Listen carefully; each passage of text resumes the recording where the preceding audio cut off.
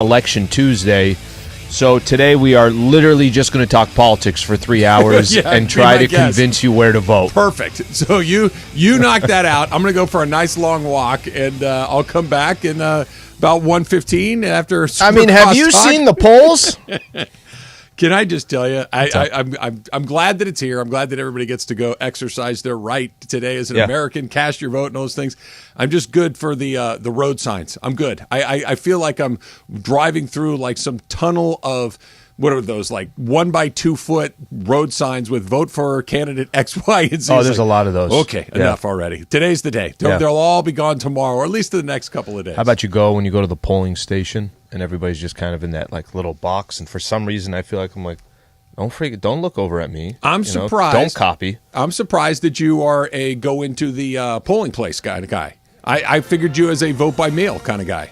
I'm a vote by mail guy. I think I voted by mail once in my life. Yeah. And then all the other times, because I don't know what it is. I feel like it's a lot of work. I'm just like, you know what? When it's game time, I'm going to go pull into a place that just opened up for 2 days so they can do the polling, where all the volunteers there are not really sure where to tell you to go and what's happening. And, I would like that sticker at the end. Yeah. Well, they give you the sticker on your mail-in ballot. It actually comes with a sticker. I could have been wearing it for a few weeks now because I put it in the ballot box not that long ago. But go out there and do your civic duty and make sure that you cast your vote. I have a feeling Chris didn't watch the game last night. Let's start on city council.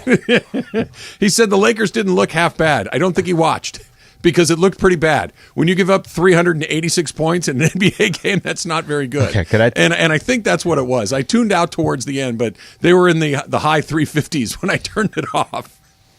All right, so do you know who has the best record in the Western Conference? I do, because you told me earlier today. Utah Jazz how about have the best record in the Western Conference after trading Donovan Mitchell, after trading Rudy Gobert, and grabbing 8 picks in the summer. Right.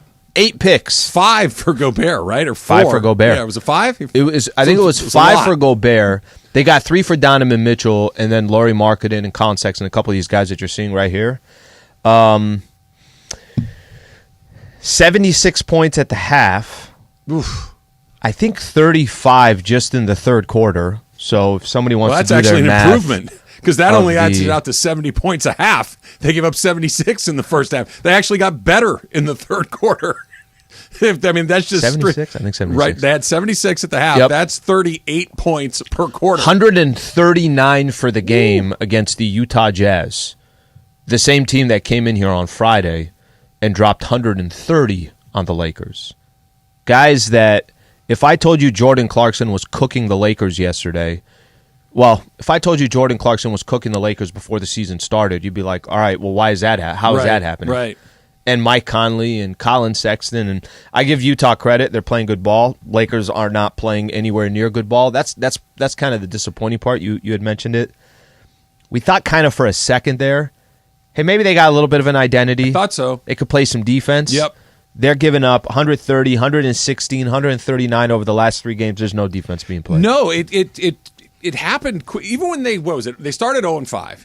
And it didn't look good. But they had a good defensive rating. They were playing defense. They were preventing people from putting up crazy amounts of points. And then they won a couple of games, and everybody got, I think, properly excited that at least, they'd stopped the bleeding. They'd kind of steadied the ship, whatever cliche you want to throw in at it. And then all of a sudden you turn around, and they're just giving up points just left and right. And the one thing, what was it? There were 3 C's or 3 D's. There was something, Darvin, we're going to do this, this, and this. And one of them was defense, right? Communicate, defense, or whatever it was. And that lasted, 2 weeks? And now they're getting run out to the tune of 116.3 points per game.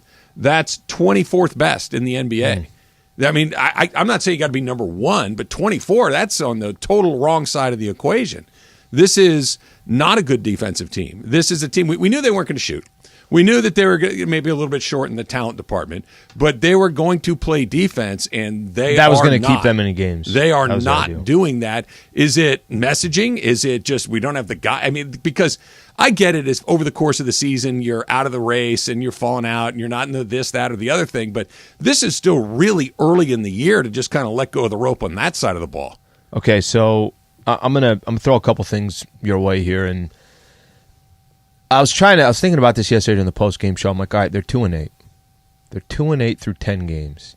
Schedule is really tough, these first 10 games. Put that to the side for a quick second. They're 2-8, and they look like a 2-8 team. Okay? I don't know what they are. There's nothing that I could sit here and tell you. You try to kind of figure out, all right, this team's got an identity. They are not a good defensive team, but they put up a lot of points. Okay, this team is, they'll lock you down on. Every team kind of has an identity. They're a really good three-point shooting team. Everybody has, you can feel like, I kind of know what that team is. I didn't walk away in these 10 games, especially these last 3, because they've given up so many points the way they have. I genuinely don't know when you say, what are the Los Angeles Lakers? I cannot tell you what the Lakers are through 10 games. I could tell you that they got the second worst record in the Western Conference. They have the fewest wins in the league. They're tied with a couple of other teams. But, so 2-8. I could tell you that LeBron James so far this year has looked like somebody that's in his 20th year in the NBA. I could tell you that Anthony Davis, one night he might give you some numbers where you're like, that's not a bad night right there. Sure. And then he'll follow that up with 2 nights where you're saying, AD, you want to take a shot in the fourth quarter? Right. I could tell you that Russ is coming off the bench and seems to have accepted that role. However, it's not equaling to W's, so we talk less about it because you want there to be W's to talk about. 2-8. There's not a lot of great in 2-8. So I don't know what to tell. When I say I don't know through 10 games what the Lakers are, not trying to be dramatic, not trying to be... I don't know what the Lakers are through 10 games. You've been saying it a lot. You've said it going back to before the season had even started. 15 games, 20 games. Let's see where it is after 15 or 20. We're still not there, but we're closer, right? That you're closer to it. And let's just say that it's more or less similar to what we've seen. Maybe it's not 2-8, but maybe it's 4-6 or 3-7, something like that. And so you've gotten to 20 games, you're significantly under 500, and you're looking at what you have, and you're looking at what's laying on the road in front of you, and you're looking around the rest of the league. It really does become decision time. It really does become what do you want to do? Because you can go from where they are right now, they're 14th in the Western Conference. If you made a trade, you're not going to stay at 14. You'll go to 10, 11, something like that, maybe even slightly better, maybe 8 or 9. But you're still in that spot, and the risk is, you're better, but are you good? And the answer may be no, not really. And now where are you? And now how do you get out of just we're okay to back to good? Because all of the things that you thought you knew, that LeBron would be significantly impactful, that Anthony Davis would be healthy and would be able to impact a game on a regular basis. Now those are question marks. Those you don't know what to do. So which path do you take? Because if you just kind of keep this team together for the rest of the year, this is what? A 25-win team? A 30-win team? Something in there. I mean, that's just what the math is telling you. Sure. It might get a little better. It might get a little worse. You don't know, but it's kind of where you are. So do you want to go from a 30-win team to a 38-win team? Or do you just say, you know what, this is good. We got to bite the bullet. We have to make a really uncomfortable, unpopular decision, but we need to start digging out of this sooner than later, and just going from bad to less than bad is not the best road. At the same time, you're saying, oh, hey, by the way, I need everybody to stay on board for a couple of years while we go win 25 games a year. It's a really tough position to be in. There are no good answers. The rest of this month, I think, is going to tell everything. Remember how Woj talked about teams won't really make trades till after Thanksgiving? Sure. They got 10 games left this month. And the 10 games they play, on paper, it's not nearly as difficult of a schedule that you had to start out the year. You got the Spurs, I think, a couple times. I think 3 times. You got Sacramento. You got Brooklyn, you have no idea what you're going to get with that team. Indiana, Portland. Don't get me wrong. There's a few of those teams in there that are above 500 and are playing good basketball, but they're not. It's not the Denver Nuggets, or it's not some of these other teams that you feel like are elite. These next 10 games, I think, is going to answer your question. Because if the first 10 games are 2-8, and the second 10 games, I'm just going to throw out a number. They're 6-4. Okay. Now you're 8-12. It's not the position you want to be in, but you're 8-12. I think at that point, then they're probably still saying to themselves, we got to make a deal before we get any further. now let's go improve the team and bring in Miles Turner. I'm going to use this as an example. Him and Buddy Hield. Miles Turner's, he had 37 yesterday. Buddy Hield had another 20. They're good role players. I could see them doing something. Let's say they're come on the team December tomorrow. 1st. What sort of team do the Lakers have? I agree with you that they're better, but I'll tell you. What are they? I think AD goes back to the 4, which is where he wants to be. Miles Turner is one of the best defending bigs in the NBA that can block shots, has led the league a couple years in block shots.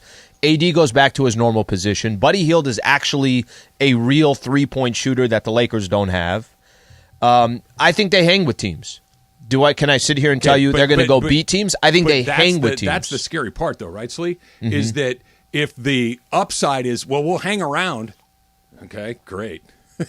Great. Maybe you're not a 25-win team anymore. Do you think there's a move out there? No, I don't. I don't either. So why make any move? Why make a lateral move because you're basically borrowing more money from future you. I'll tell you why. To not get any better. So here's the good thing. You don't got to do anything for the next. By the time November is done, I think you're going to have your answer. Because if they're 6-14, maybe you're not going to see a move. Maybe you're not going to see anything happen. I'm just using that as a number, as an example. But when you say, why would you make a move? I don't think they're just going to sit here with Bron and Anthony Davis on this roster and do nothing. I don't. Obviously the Russ move was a bad move. So you'd rather be bad for 5 years than 2. Because that's the wager. The wager is we're bad right now, and we could get a little better. But if it doesn't get a lot better, we don't have any picks for X amount of years. So we could be where we are now for 5 years. Okay, let me ask you a question. Being a little better now. What if that compensation is different by the time December 1st rolls around? It depends on what it is. Sure. If that compensation is, if it is different, and it is other teams, because other teams, what's going to happen by the time you're 20 games in as well, there's going to be teams saying, we literally are trying to lose games, so it's in our best interest to take what the Lakers are giving us. And as long as you have a little bit of competition there, the West isn't really screaming of anybody. Do you see the West? I'm not telling you the Lakers are good, but we know who's going to be good and who isn't. I'm actually not sure about that. I'm pretty sure. I know Phoenix is going to be good. Look, I know Denver is going to be good. Right. Golden State's I'm not sure about the Clippers because I think that is going to depend on health. Golden State's good. Memphis is good. Dallas is good. We know the teams. But think about the teams that you just mentioned. Do any of those teams say to you, oh my gosh, they really scare me? There really isn't a team like that in the Western Conference. Yeah, but that's not the question. The question is, are you going to be in the mix or not? And those teams are, and the Lakers are not. They're not in the mix right now. Clearly not in the mix. They're nowhere. They won't be even with that trade that you're suggesting. They're mediocre with those guys. They're bad without them. They're mediocre with them. To move into mediocre territory I wouldn't agree intrigue with that. me. I wouldn't agree with that. They're mediocre in Indiana. And I understand that LeBron and AD are there, but LeBron, like you just said. Well, Miles Turner and Buddy Hield are going to be they're literally would be role players for the Lakers. So they're not. It's not like they're taking on the same. Would they? I mean, yeah, they would. Would they? Are you sure about that? I listen. They'd be the third and fourth best player on the team the second they walk in the room. Yeah, but those are role players. Well, yes and no. They're probably starters, but they're not guys. You're not looking at them for a Kurt Rambis sort of role player. These are guys that are going to play a lot of minutes and have to hit a lot of shots because that's why you're bringing them here. They don't do those things to begin with. These next 10 games, I think, is going to answer our question. And then there's this, and I'll hit you with this on the other side. Mm-hmm. I had incredible moments of, all right, optimistic, very positive Travis, and then, oh boy, here we go again. And let's just do it. I don't want to see them just, so they're just going to give up on the season. You're not giving up on the season. Just let me finish this. You're going to give up on the season, and LeBron and AD are still going to be on the roster and are your future? It's going to happen regardless. This is the part where we have our disconnect. Mm-hmm. The disconnect is you think there's a way out of this. I do not. This is a bad team. It's going to be a bad team. I don't disagree that they're a bad team. Yeah, I don't disagree with that. But you think that there's a move, a middle tier player move that's going to take them from bad to, hey, we're kind of in it. I think they're going to go from bad to we're not as bad as we used to be. That doesn't interest me at all. I don't want to sell something down the road that I could use to actually be good, whether it's to make a trade later for a different Unless that player. compensation's different If the in 30 compensation's days. different, it changes. But if we're talking multiple first-round picks again, I have no interest in that. None. To be bad for a longer period of time, to be less bad now, that doesn't interest me at all. I'll take it on the chin for a year or two if I have to, if there's some light at the end of the tunnel. You're making the end of the tunnel 3 or 4 years further down the road. Yeah, but they've been doing that for 3 years. I understand, but now we've got 3. Let's make it be 5 instead of 6 more. That's my point, that you can get out, but you're going to have to go to an alternate plan at some point. Yeah. And this we'll team does not do great with alternate plans. That has not been their strong suit. I did see something that I liked right up until I didn't. Plus, I think I figured out what Election Day food is. That's next. It's Travis Lee, 710 ESPN. The biggest show on the radio. Mason and Ireland on 710. Hey, Laker fans, John Ireland here. Have you downloaded the new ESPNLA app? You got to get this thing. It's great. You can get Travis and Sliwa, Mason and Ireland, Sedano and Cap, and all of our Lakers talk with Slee right in the palm of your hand. You're just one tap away from everything Lakers. You could even win Lakers tickets. React to the Lakers on ESPNLA app. Download the new ESPNLA app in the App Store or on Google Play.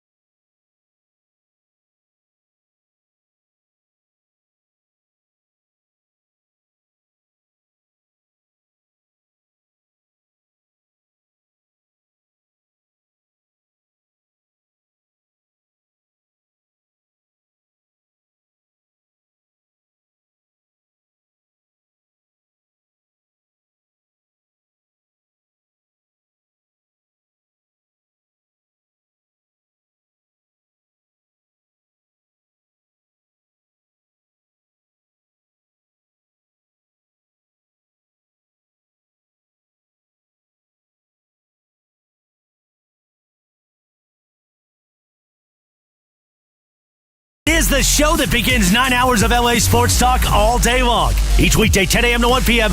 This is Travis and Sliwa on 710 ESPN. So is there any reason to think that Election Day food shouldn't be the same as like 4th of July food? Isn't it we kind of celebrating the same sort of thing? Right?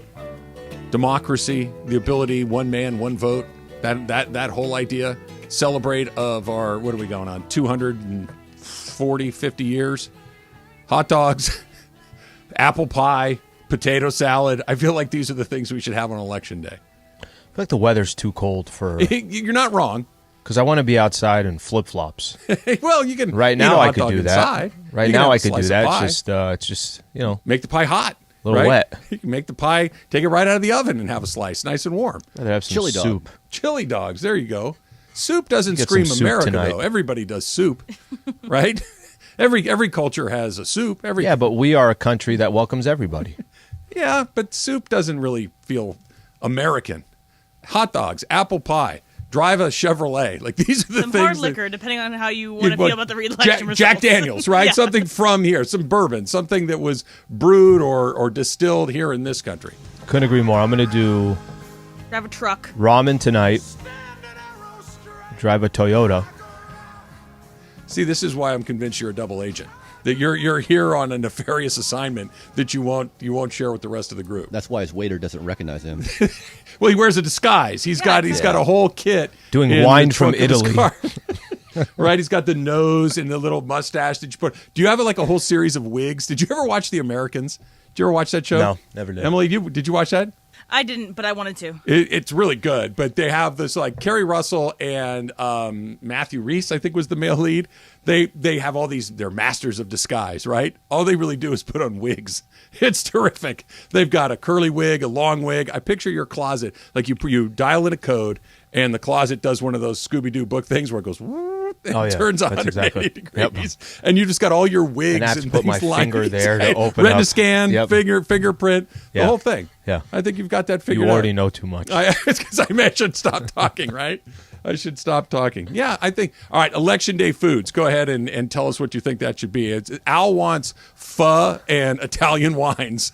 And Am I asking for too much? I'm thinking something a little more domestic. We're all from everywhere. Well, yes, I understand, but it's here. We're not doing them. We're voting today. This is America Day. Right, this is the day where we eat. We should have something. We should have fast food. That's another thing that's extremely American. Maybe we should all have double cheeseburgers and French fries and onion rings. That's not a bad way to do it. I'm in. Anthony Davis has moments where he looks like, and I don't know how else to say this, he looks like best Anthony Davis. Mm-hmm. There was it was either 2 or 3 trips down the floor. So early in the game, he gets the ball on the block and he spins on Kelly Olynyk. Dunks it. Just perfect footwork. So fast, so quick, so explosive, and just a beautiful finish at the rim. And just like, wow, that was pretty cool. Mm-hmm. It was either the next trip down the floor, or maybe 2 trips after that, where he gets the ball on the baseline, and Olynyk's giving him a little bit of space, and he just pulls up and lets go like a little 10, 12-foot jumper. Perfect. Just nothing but net. Mm-hmm. Just a great couple of moments. And then the game starts to progress, and that guy just becomes less and less there. And he was the numbers at the end of the day at 29 points, and it wasn't that he disappeared in the fourth quarter why they ended up losing the game. They ended up losing the game because they gave up 139 points.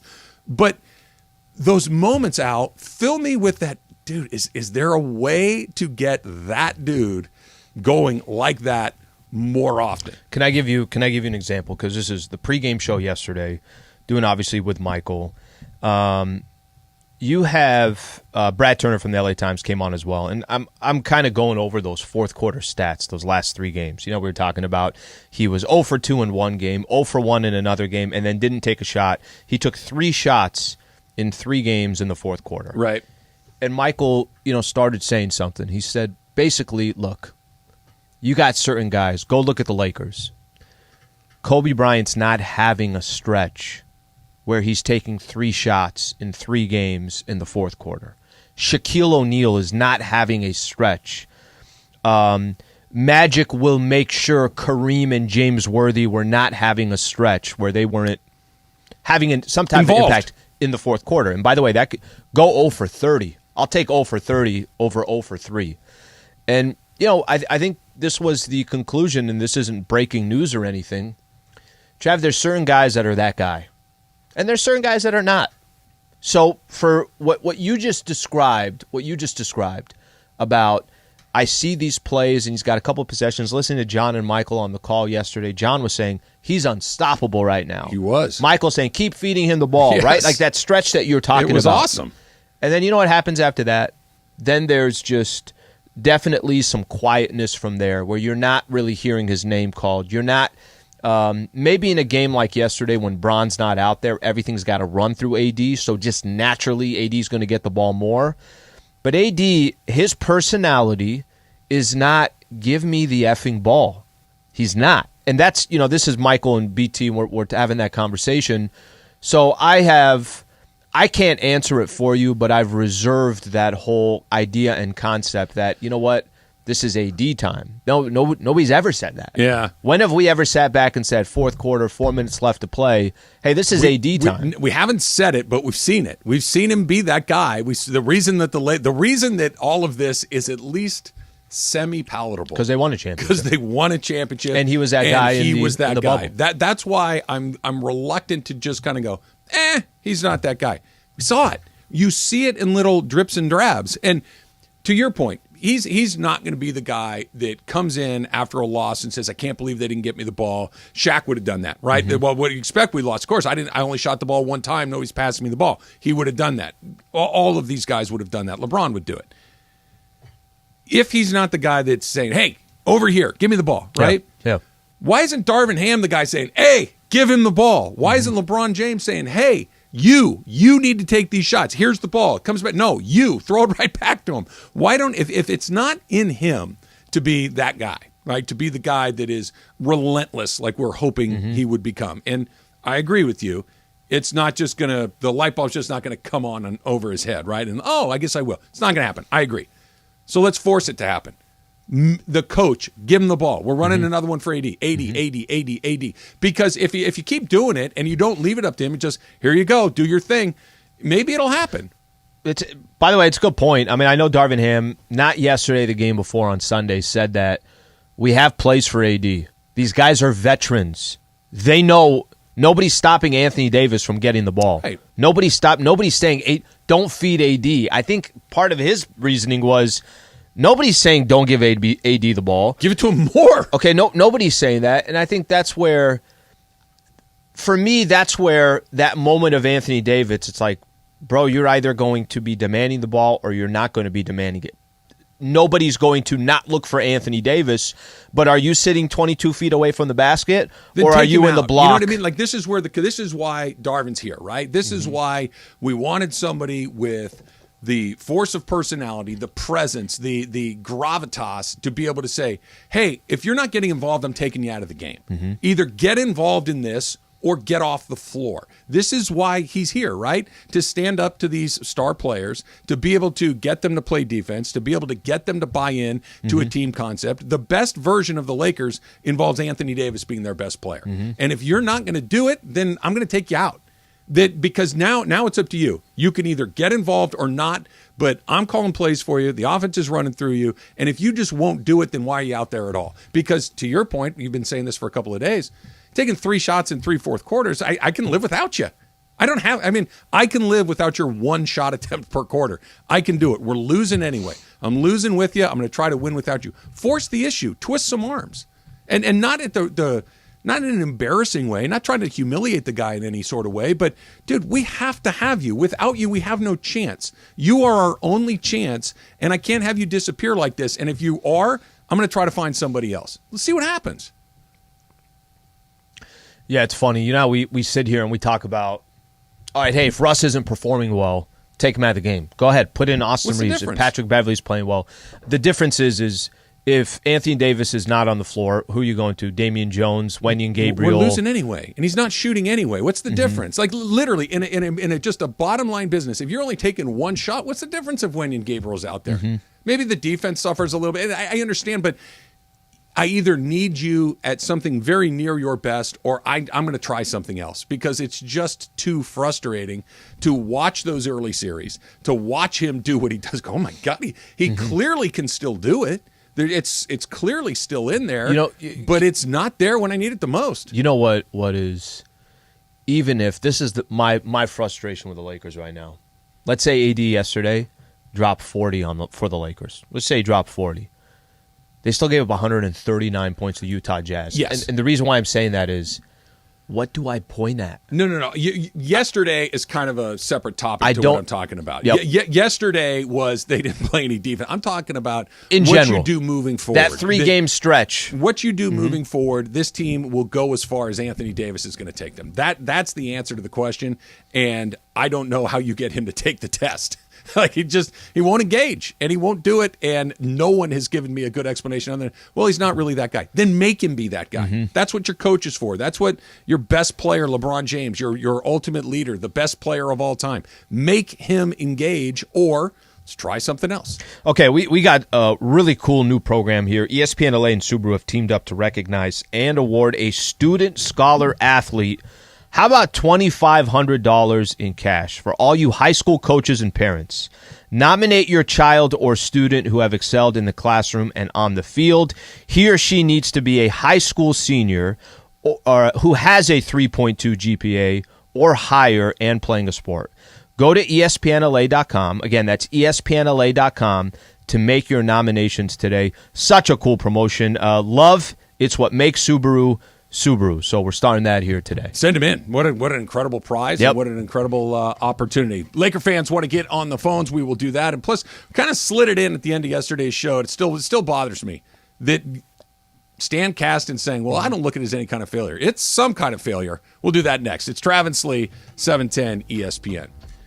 If you've been hurt in an accident, hopefully it didn't happen today, but the roads are a mess. It's wet, it's slippery, and we all know what happens when that gets going on the freeways. If you do get in an accident, if you are injured in that accident, make sure that you call Sweet James. Sweet James has been voted best attorneys in America and .710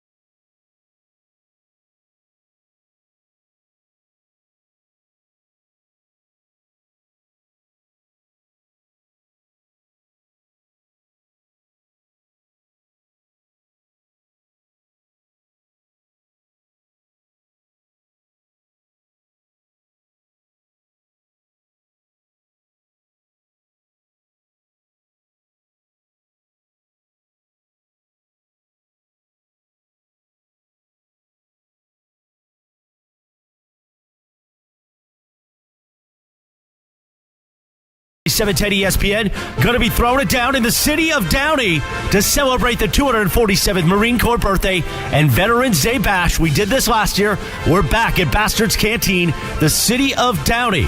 It all gets started with Mason and Ireland at 1 p.m., then Shidano and Cap, all broadcasting live. Plus, yes, we're going to do live imaging that day, live on remote. So join us all, the city of Downey, this upcoming Thursday, 21 and over to get in, a Veterans Day Bash at Bastard's Canteen. right now. Travis and Sliwa continues for Election Day. After everybody goes to Bastards Cantina on Thursday to celebrate Veterans Day, you know what else is in Downey? Just throwing it out there. Gaucho? yeah, boy. And you could get the smoked tequila old-fashioned sleeve. Whoever that was, I can't remember who sent you just basically a full photo of their spread. It was Gaucho. Big E, I believe. Oof. Yeah. Just saying, it's right there. So you could go celebrate, watch the shows. When in Pasadena, you should go have the smoked old-fashioned sleeve. Real quick here. So the Powerball ticket, all 6 numbers, the $2.04 billion, which you mentioned to me, hey, you know that 0.04 part? That's $40 million. It's $40 million. Like, it's almost not, it's disrespectful to have the 04 there without indicating that that's $40 million. Yeah, when you get to right the there. billions, that's one of my favorites. He bought it for $2.6 billion. The 0.6 is $600 million. Yeah, let's not just blow by that. So it looks like the winning ticket was sold at Joe's Service Center on West Woodbury Road in Altadena. Right over there. Right over there. Not far. What's that, 12 miles from here? It's not far. Do you remember yesterday? I'm like, no, I wouldn't buy it. It's a waste of money. You probably live less than 5 miles from where that place is, right? Am I wrong? Less than 5 miles. Yeah. Probably 5 miles. Altadena's small. It's not like it's Long Beach or, even Pasadena is probably 4 or 5 times the size of Altadena. And you live right there in the neighborhood. You should have gone to Joe's, Al. You could have. We'd never have to see you again. You'd have $2.04 billion to go do whatever you want. That's awesome. Right? I mean, literally, we never have to see you again. Well, you wouldn't see me. You still coming for Lakers Daily. Come on. It'd be the best Lakers Daily ever. There'd be nothing but like tropical locations. I was just going to say. Here's Lakers Daily in front of the pyramids. It would be a gold-crusted microphone. I'm sitting in just a king's chair. People... All your this one in front of the Eiffel Tower, in front of the pyramids, in front of Mount Kilimanjaro. Everywhere. Alan, how did you do it on the pyramids? We rented out the pyramids. We bought them. Yeah, I bought them. Did you not hear about my trip to Joe's Service Center in Altadena, where I bought the winning ticket? And then you buy the Lakers, then you buy the Commanders, you buy all these teams. You know what's okay? Altadena. Speaking of, did you see what the reported price of the Commanders might be? Did you get a chance? I'm going to guess. Okay. Did Broncos go for 4? Something like that. Okay. I'll go. Go ahead. 5-5. Keep trying. Wow. 7. There you go. Wow. That's the reported number. Now, it's not. That's what people are speculating it might get. So you'd have to win that lottery 3 times. You'd have to win Powerball 3 times. We talked about this. We're just 20% down. Everything is.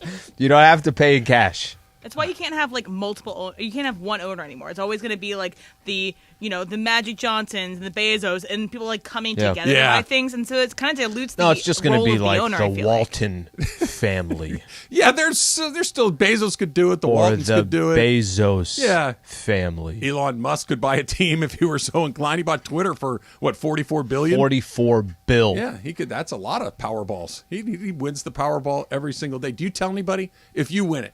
Yeah. Right. Let's not even say it's the $2.04 billion. Let's say you won $25 million. Sure, good number. Okay. Yep, good number. Are you guys? You're not going to believe it, or is it just going to kind of let this thing play? Yeah, very quiet. I knew that would be your Emily. You telling everybody that you won the lottery? Emily's going to the ATM and she's just showing cash. She's got Taylor Swift at her house. Yeah, no, I would go hang out with Taylor Swift. I would give her all my money and have just an album just for me. Yeah, released exactly to one person along the way. I don't think I'm telling anybody either. No, I don't think you're telling anybody, and I also don't think you're reaching out to tell anybody that you're no longer here. I'm gone. Yeah, that's what I'm saying. Yeah. And it wouldn't even be, hey, I'm just going to go till 1:12 today after Super Crosstalk. I think you would just get up. You'd leave everything here. Your notepad would still be here. I don't need my computer anymore. You'd take nothing. Here's a nice Apple You would laptop. just get up. You would just put the headset down. You'd leave, go down to your car, and then come back because you forgot your keys. You could buy that house across the street, too. I would buy the house across the street that only has one pod left at the moment. You would not see me very much along the way. Let's try a phone call here. Let's go to Oxnard and Brian. Brian, you're on with Trav and Slee. What's up, Brian? Okay, maybe you guys can answer it because I couldn't seem to really find it online. If a team starts 2-8, like the Lakers currently are, what is the percentage of them making the playoffs? And I just want to say, I think the Lakers, honestly, at this point, we knew going into the year it was going to be a horrible year, let's be honest, and everything. We knew the pieces didn't fit in. There was no prior chemistry with anybody, like, for the whole roster, if you look at it up and down. So I can't really say that we're surprised that we are here in this position, like the second worst record in the West, if I'm not mistaken. And I think it's to the point now where we kind of really have to think about the big picture thinking, if you know what I mean.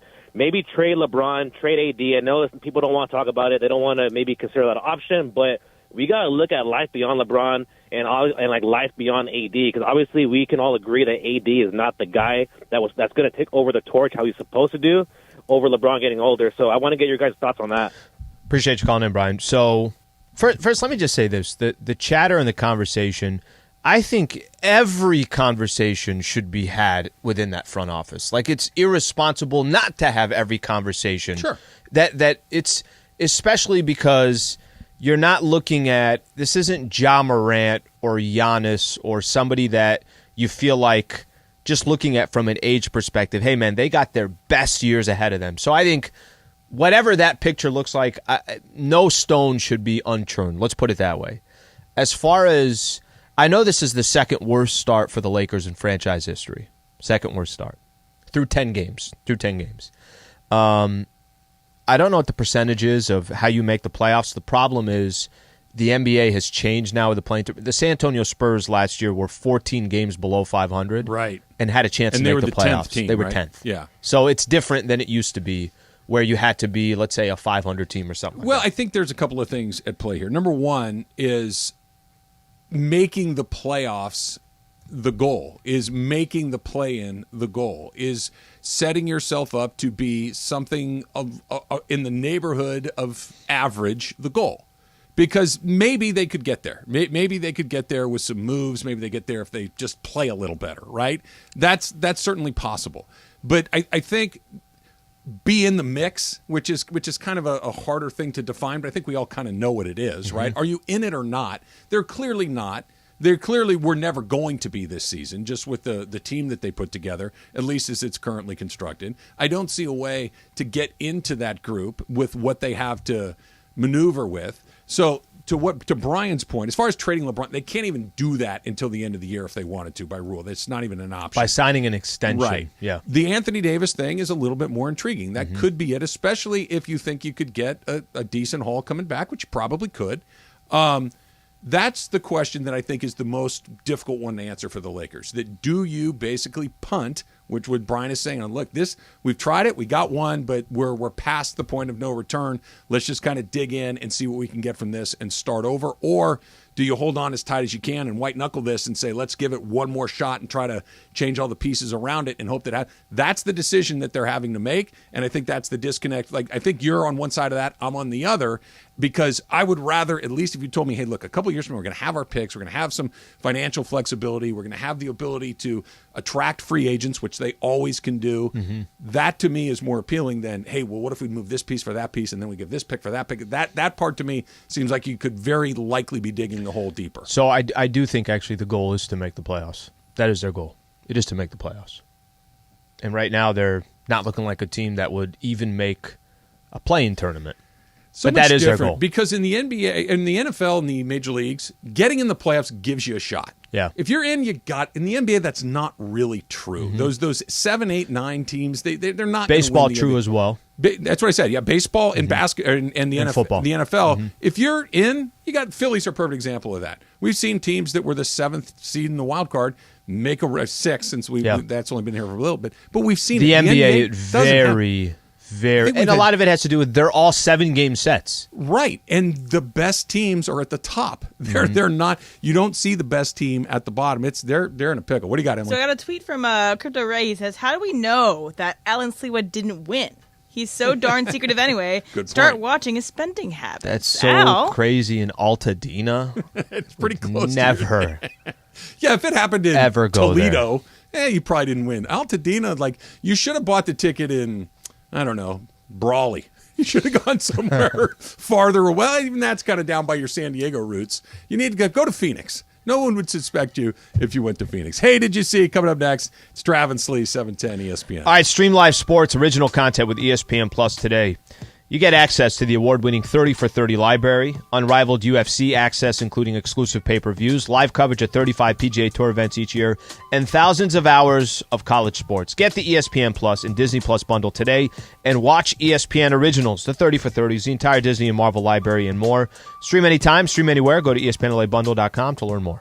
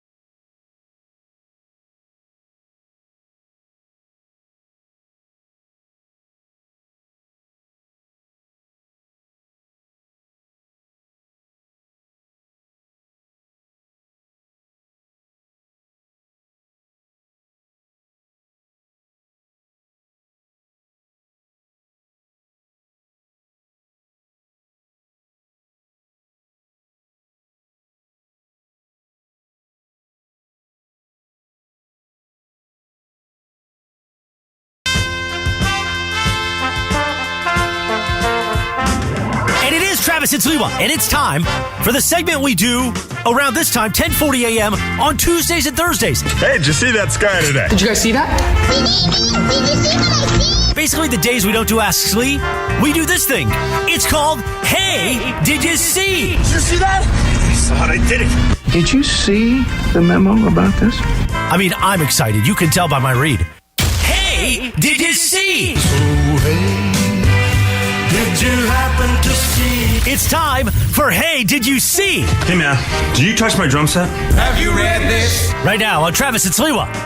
What are you doing with your $2.1 billion, Taylor? You weren't the sneaky customer in Altadena, were you? That was not me, unfortunately. Drag. I don't think you guys would see me again. Sorry. Yeah, I don't think. Hey, no offense taken. Are you buying the Sacramento Kings? No purple beams. I'm not going to get buy a percentage. Your own record deal? Get like 10%. 10%. I don't know. I just buy a lot of musical instruments, do a lot of traveling. Like famous musical instruments, or just things that you want? Just things I want. Okay. Yeah, I don't need famous ones. Yeah. Good luck with the next one. Yeah. Thank you. Did you guys see that rain today? Huh? We really needed it. So my question is, I said it to my kids last night. I was so happy. Yeah, who was I talking to? Somebody in there. Oh, I think it was Michael. Because Michael, when they left on Sunday and it wasn't raining. And Michael, you go to Utah, it's pouring out here, and he's like, "We really need it." Well, Michael's an old man, yes. right? And I'm usurping the old man task. I said I knew they didn't have practice yesterday. He was right. He comes home and said, "Do you have baseball?" No, it was raining. Sure could use it. That's a good one. So happy with myself. Keep that one up a lot. Okay, so I have a rain-related question. Would you rather endure nonstop rain for 1 year or have to eat gas station food for an entire year? Travis. I don't mind the rain. Now, I 100% thought he was going to say, I don't mind gas station. That's what I thought. 100%. I thought that's what he was going to say. Look, I'll eat some crap. Don't get me wrong. Gas station food is like, we're not talking about the restaurant in the gas station. You have to eat like Doritos and donuts. Yeah, you can't right? do a Subway or Right. Wendy's. But you could do, the hot food. Yeah, the food. Yeah, no, dogs. I think I'll take the rain. The heat lamp that sits Yeah, over no. the wings. Look, if I've had 11 beers and an edible, then sure. I'll take taquitos. 2 taquitos. But if I have to eat there every Zebra day, cakes. not going to happen. I don't mind. I've only lived in 4 places. I've lived in Los Angeles, Santa Barbara, Phoenix, and Houston. Okay? All of these are warm weather places. All of these have pretty decent climates with the exception of Houston, who gets a little bit of rain in the summer. I don't mind it. I think I like California rain, though. It's going to rain today, a little bit tomorrow, and then it won't rain again for several years. I like that. But a year straight, I'll give it a shot. Rain in the forecast 2025. It's about what it is. I'm with Trav on this one. So I got some good friends who live out in Seattle. And when I tell them, every time I go out and visit Seattle, I'm like, man, I just love it out here. Look how fresh it is. Look how green it is. Air smells good. Air smells good. The whole thing. But a whole year of that. Well, and that's when they say it's every day. Not literally, but for them it's not like rain. It's almost like a mist. So you're just wet enough, right? But I'll take that. I'm with you. And I haven't lived in any situations or predicaments where I'm in that type of weather. But I'm a fan of it. I like it. We'd probably get sick of it after a couple of months, but I'd try that. You're from San Diego. I'm from LA. Yeah, I don't think we know what we're talking about. We know nothing. I think so. Next up, did you see that a new study found that there is a direct association between celebrity worship and poorer performance on cognitive tests? So one of the yes or no questions in the study asked, if I were lucky enough to meet my favorite celebrity and he or she asked me to do something illegal as a favor, I would probably do it. Sliwa, if your favorite celebrity asked you to do something illegal, how would you respond? Let's assume it's Woj. It's Woj or Magic. It's one of the two. Woj bomb. That's actually an easy one for me. Yeah, sorry, I'm not doing it. Like, I love how you break all the stories. I love that you're Magic Johnson and you win championships everywhere you go. I'm not going to commit a crime for you. That one kind of seems like an easy one to me. I just love the idea that Woj is asking you, like, listen, man, I love that you break the stories, but I just can't rob that bank for you. Tweets are fire. Is this to beat Shams in something? I mean, what are we doing here? This would be Come on, Woj. You'd be in his inner circle after that. Yeah, you'd get exclusive Woj bombs. Then we're robbing a bank directly to you. I think it depends on the crime. I really do. Like, if you're saying, hey, go into there and steal that bag of Doritos. What if it's Lindsay Lohan? And Lindsay Lohan wants me to steal her a bag of Doritos, I might give it a shot. If it's like a crime, I think I'm going to pass. Like, I need you to go, run over that old lady crossing the street. I'm not going to do that. But if it's some petty crime, I might give it a shot. There is very little I wouldn't do for Taylor Swift. I'll leave it as that. I believe you. Oof. Okay, next up. Did you see that half of Americans entertain guests in their home at least once per month? So, Sliwa, imagine the perfect house guest. Okay. What do they bring? I think they're considerate to, hey, I'm a guest. I'm not, Are these people staying over, or are they coming for the night? Just for the night. Okay. They bring a bottle of wine would be awesome. Just bring a bottle of wine. Be considerate. If we're going to go get food, you're chipping in as well. And treat the place, they say make yourself at home. Don't really make yourself like at home. You know what I mean? I don't need you go to the gym and you come back, you take off your socks and your shoes. You're, oh, man, that was a great workout. You're sweating sitting on the couch. Just be considerate of your surroundings. Kind of tiptoe, knowing that it's not your own home. Be considerate of that. We're talking like inviting people over to entertain. This was the question, right? Okay. I thought they're staying the night.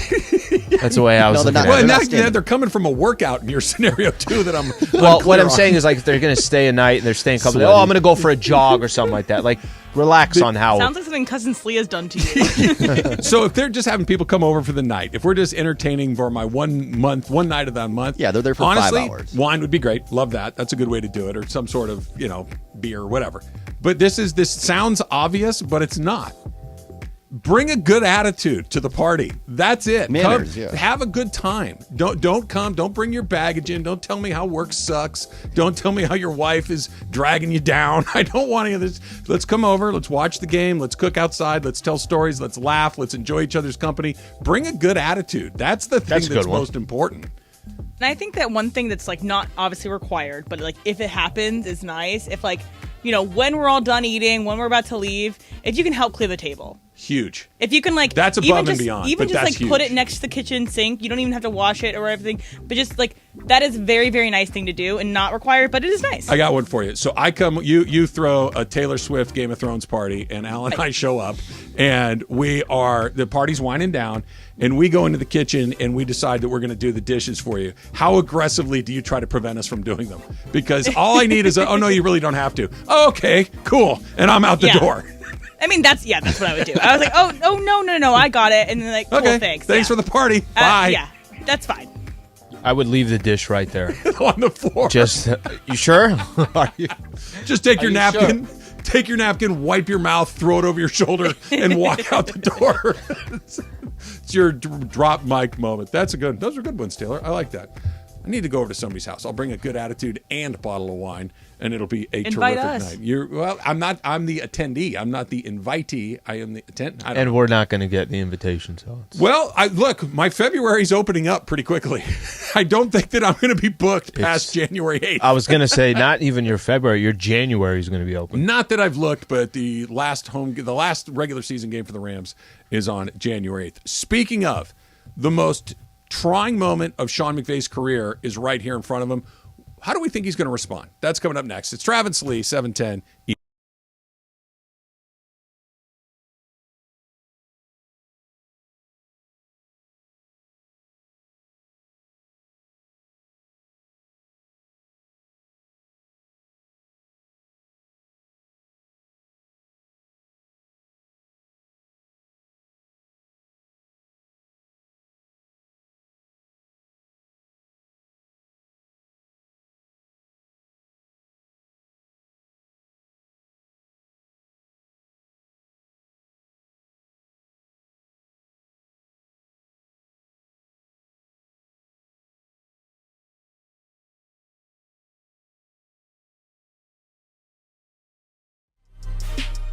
Hey, Laker fans, John Ireland here. Have you downloaded the new ESPNLA app?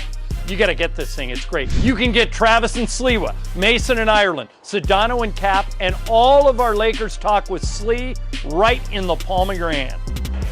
You're just one tap away from everything Lakers. You could even win Lakers tickets. React to the Lakers on ESPNLA app. Download the new ESPNLA app in the App Store or on Google Play.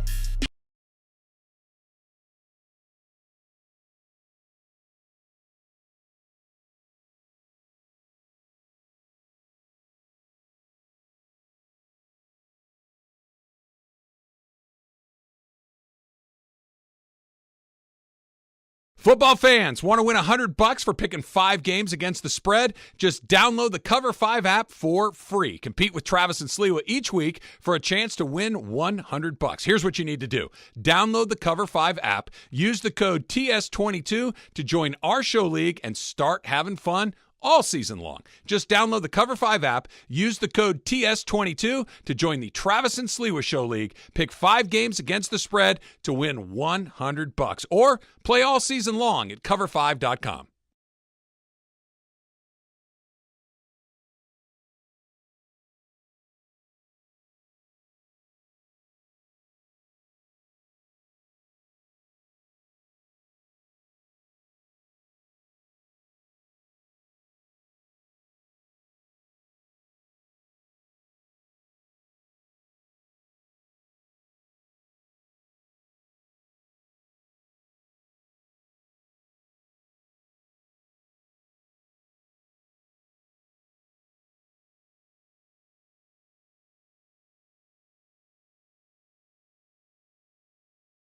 Oh, but okay. Did you have the little tiger? Remember the tiger?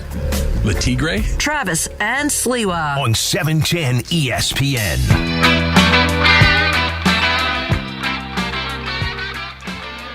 So your night last night wasn't too bad. You said you were home by 11. You should have swung by Sam's in Altadena and picked up a Powerball ticket. Want to know when it was bought? Yeah. I want to know who was bought by. I want all the details. Would you let the computer decide, or would you play lucky numbers? Because we had a suggestion right here that you wouldn't have won. Here it is. It's from Francis. No way Slee hit the jackpot. I'm guessing he plays Laker legend jersey just numbers. go retire jerseys. And the only one that hit was Kareem's. Apparently 33 hitting the Powerball. But you'd be 8, 24, 32, 33, 34, 44. You'd just be kind of ripping them off. That's a good idea. It actually kind of is. That's a really good idea. Everything else is random anyways. I read something that they're there. All the numbers that pop up. You know every outlet in LA is going to be in Altadena today. I could be wrong. Somebody that knows these things maybe can square me away here. I think the store that sells the winning ticket gets a piece of the action somehow. You're right. They do. Yeah. And I know that actually for a fact. Somebody's holding up here. It says 1 million, and it said something about the retail stores, but maybe that's the number. So it's, by the way, I'd be kind of disappointed. I'm like, just the mill? You guys got 2.4 bill out of the store. Ron Say, Eddie Murray, and Ron Say again. I can't pull a 41. Might have been Jerry Royce. I'm just going to old Dodgers here. Do you know who this is? This is Ron Mitchell on the other side. Would know every one of those numbers. Oh no, he's every one of those numbers. I've never met anybody. You could say, just a random guy that was on the team for 10 minutes. Arquis and Fracco. Yes, that's a perfect example. Yes. Danny Heap was a Dodger for 4 days. What was it? He's number 11. Bad left-handed, played a little second base. Oh, that's Travis Knight. It's Sean Rooks. So Is crazy. It? He's got an unbelievable deal for that. All right. The Rams. Okay, can I tell you something? I'm going to say this. I don't really believe it, but can I tell you it anyway? I think I know where you're going. And I feel like you're going to do this even in 4 weeks if they lose 4 in a row. Probably. Okay, go ahead. Let's hear it now. Probably. Okay, 9 games left. Okay? We have to get to 9 wins. Yeah, so you'd have to go 6 and 3. You'd have to go 6 and 3. And by the way, 6 might not be enough. You might need to go 7 and 2 because 10 might be the number. Damn. The way that it's shaken out. Okay. Here are the games. These are the ones that I think you have a very, very good chance of winning. Okay. Arizona. Based off of nothing. Other than the other teams are terrible too. Which is okay. That's fair. Here are the 3. I'll give you that. Here are the 3 that I feel reasonably confident about. Okay. Arizona. Okay. Just because Arizona is as dysfunctional as any team in the league and the Rams always win. The Las Vegas Raiders, who lose to everybody, right? They can't get anything squared away right now. These are not in order. These are not just, in order. Yeah, okay. These are just wins that I think you could get. The Denver Broncos. Okay. So I'm listening to those 3. Those 3. I'm listening. We got 3. I'm listening. Okay. Here's where it gets a little more complicated. Okay. This is where it gets a little trickier. Can I get 1 from Seattle? They play them twice. They have 2 games against Seattle left. Sure. Can I get 1? Sure. Go ahead. So that gives me 4. Yep. Okay. This is where it gets. New Orleans didn't look very good last night. They're 3-6. They're not a good team. They don't have a quarterback. Sure. They're also. Give me New Orleans. Sure. Okay, we got 5. Yep. Green Bay, Monday Night Football, cold. Green Bay could have completely quit by this point in the season. Sure. Okay. See, there we go. I got to 6. Okay. Now. None of those are like money in the bank, but you can squint and kind of say, I said at the beginning of this, I don't believe any of this, but you could at least create an alternate reality where they win those 6 games. So I'm going to tell you something. That's not a bad schedule. It's not. That actually plays to the advantage of the Rams like no tomorrow. However, there's one sticking point. Yeah. The Rams are at best a 500 team. But they're not. They're 3-5 according to their record. Yeah. But let's just say at best they're a 500 team, which means take those 6 games that we just rattled out. Mm-hmm. They're going to win 3 of them. Yeah, probably. They're going to win 3. At best, they're going to win 4 of those 6 games. Okay. So if you win 4 of those 6 games, and I give you the benefit of the doubt, even though I shouldn't be giving you the benefit of the doubt because you're 3-5. You're 7-11. You're at 7-10. You're 7-10. Yeah. So I think we might be there. I'm not going to argue Kansas City. I'm not going to argue you're going to get both of the Seattle games. And as much as they find a way to do weird stuff, the Chargers are a better team than the Lakers, or than the Rams this year too. And this brings us to the point we're talking about with Sean McVay. Can I just say before you even say it, It's so weird to not give the Rams the benefit of the doubt. They haven't earned it. But it's so weird to do that because we have not had a window where we're not giving them the benefit of the doubt. Like, if you're saying this last year, I'm listening to this. No, I see where you're going with this, Trev. Yeah. No, I understand kind of your angle here. Now I feel like I've done this every week for the last 4 or 5 weeks. Actually, for me where it kind of dawned, and I know it was still super early, the Atlanta Falcons game was a game. This is week 2, by the way. I know. Yeah. And that was a game that you felt like they needed to respond to that loss to the Bills. And they did. And then they almost lost the game. So now I'm kind of at a point where whatever you say, I can listen to you, and then I walk away saying, yeah, no, I don't think that's going to happen. No, I don't think it's going to happen either because they haven't earned the benefit of the doubt that you're talking The Seattle thing is a perfect example.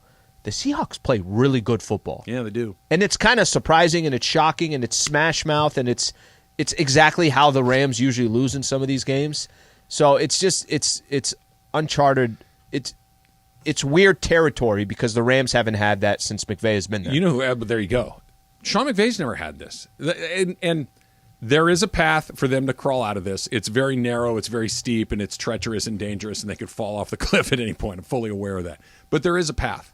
But this team and this coach has not had to climb this path before, right? Let's just go through it very quickly. When he showed up for his first year, there were zero expectations. None, right? It's just, okay, the Jeff Fisher team was terrible. This is a kid that they got from Washington. Let's see what happens. Don't be terrible. Don't be terrible. Yeah. Turns out they're pretty good. Okay, next year, they were even better.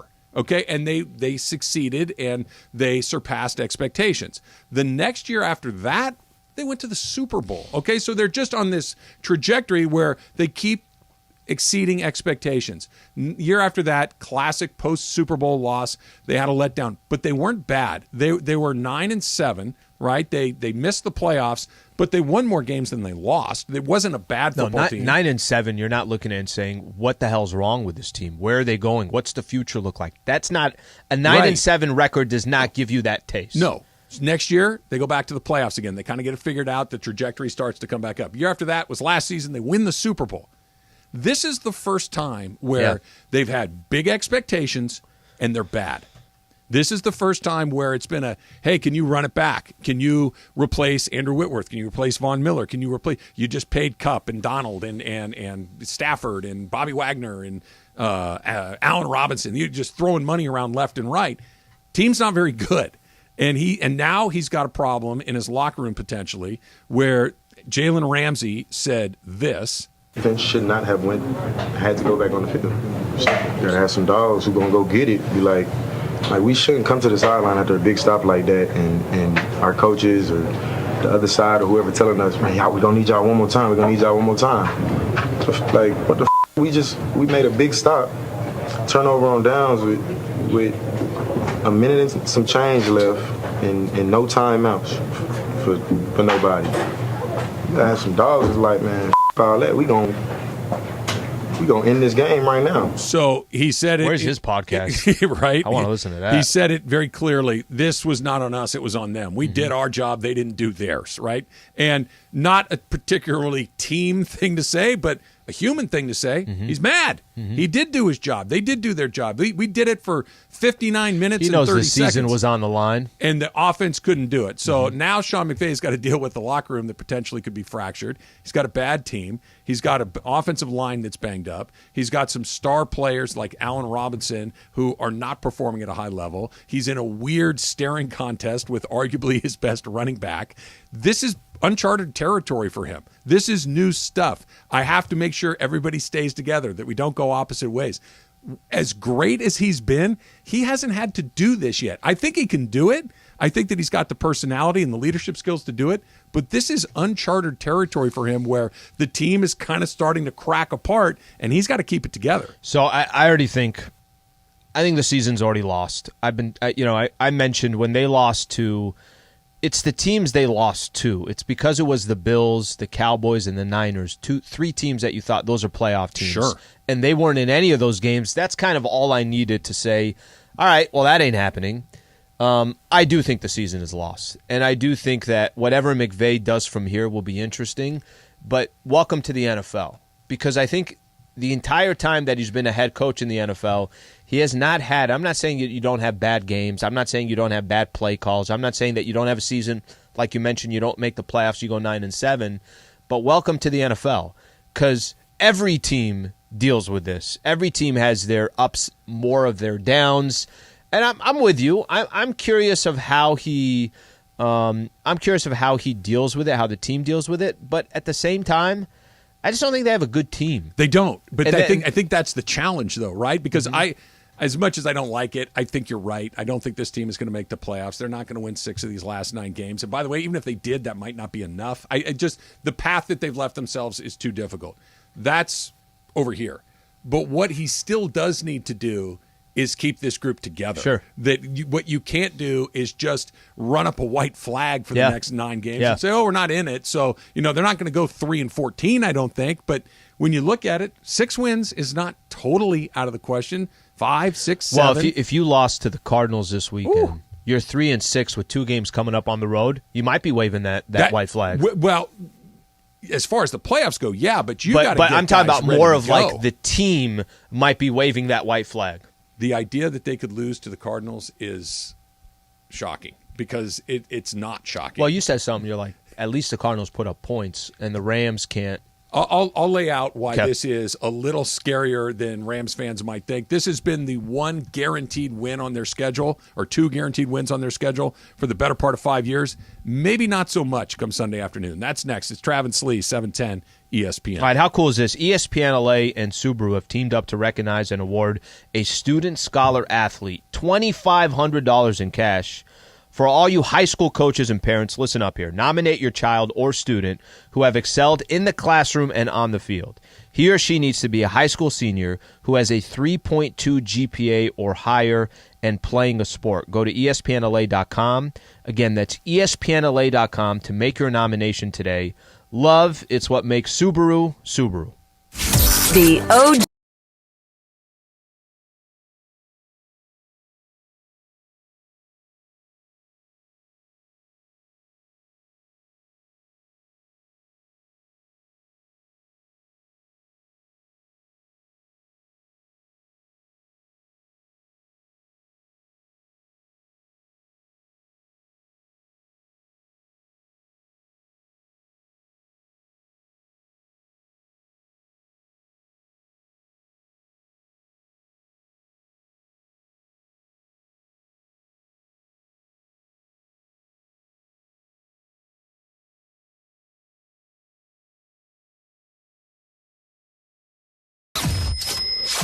$710 ESPN is giving you a chance to win $1 million. $1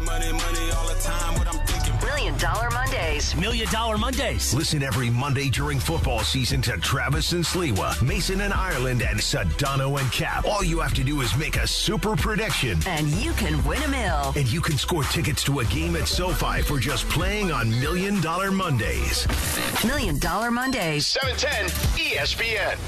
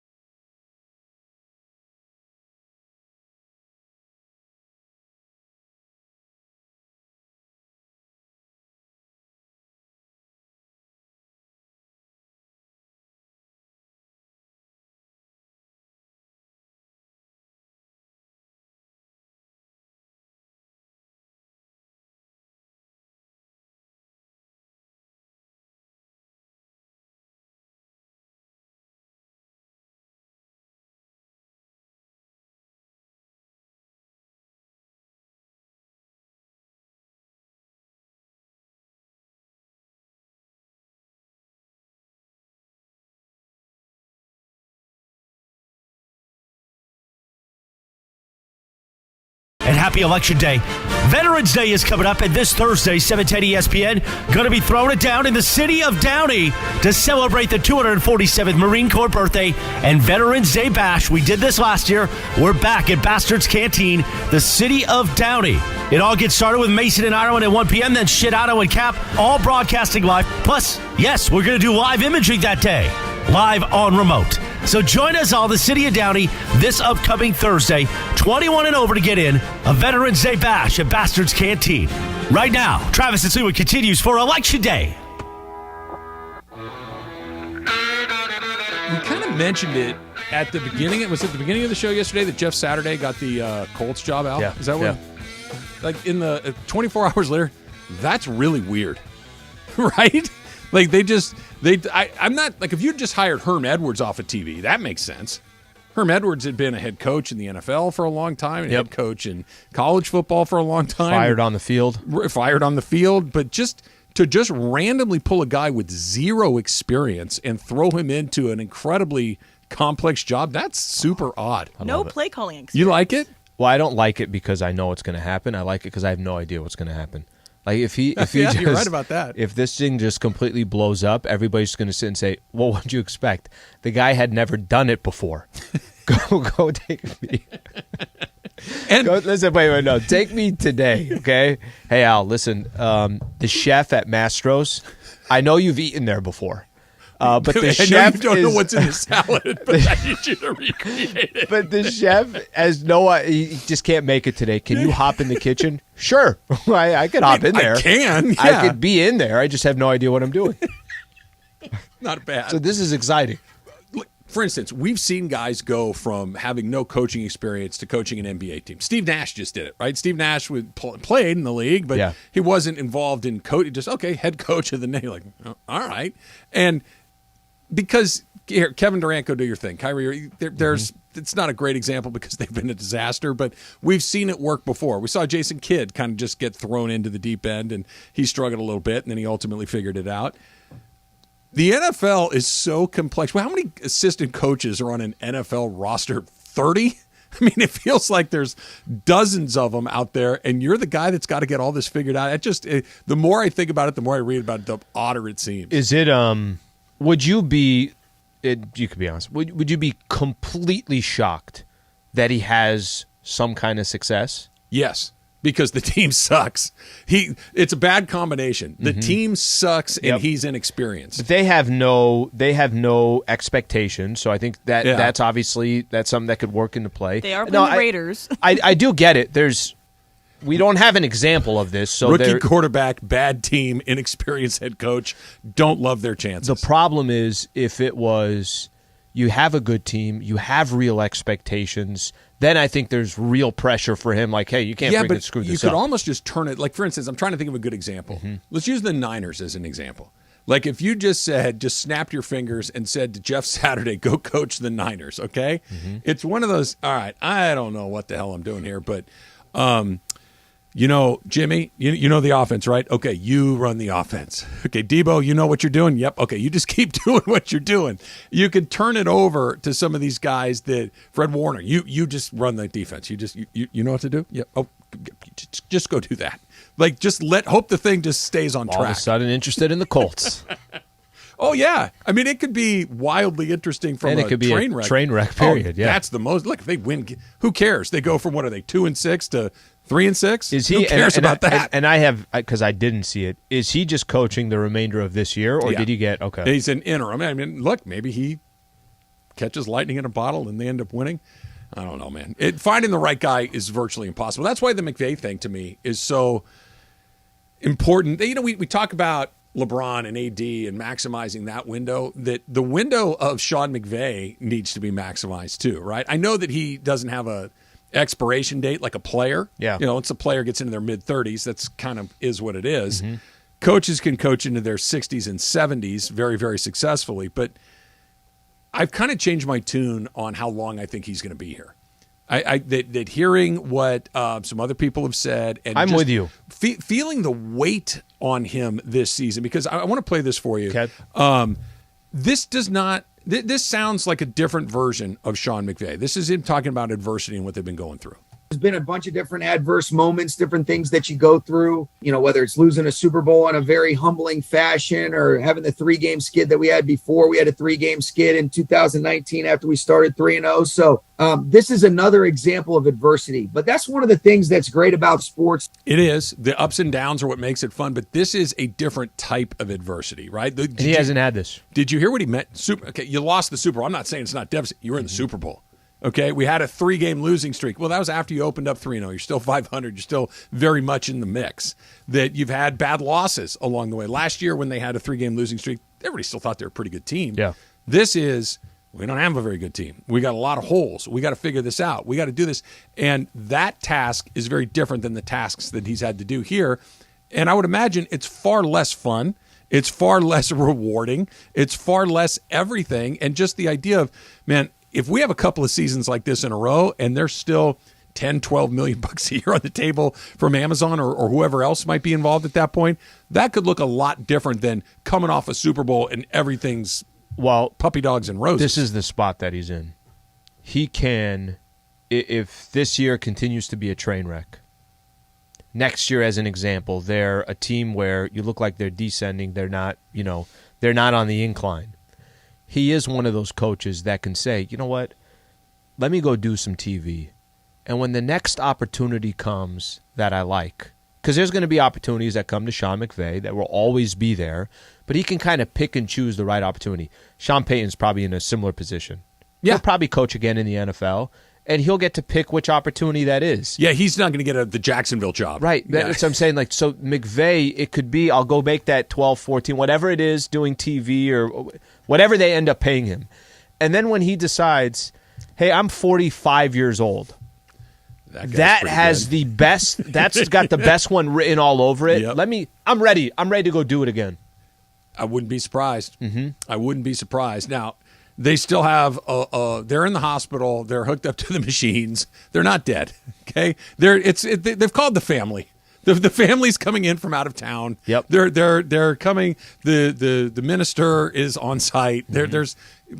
It's not good. It's not looking good. And we're trying to figure out where we're going to hold the service, okay?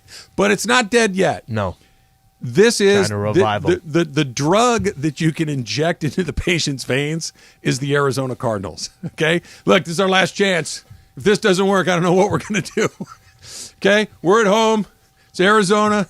We've got our backs against the wall. Sounds like Niners versus the Rams. Yeah, just give it a shot. See what happens. Yeah. And all of a sudden, the eyes start to flutter. All of a sudden, the hands start to move a little bit. He looks up and he says, "Timmy, is that you?"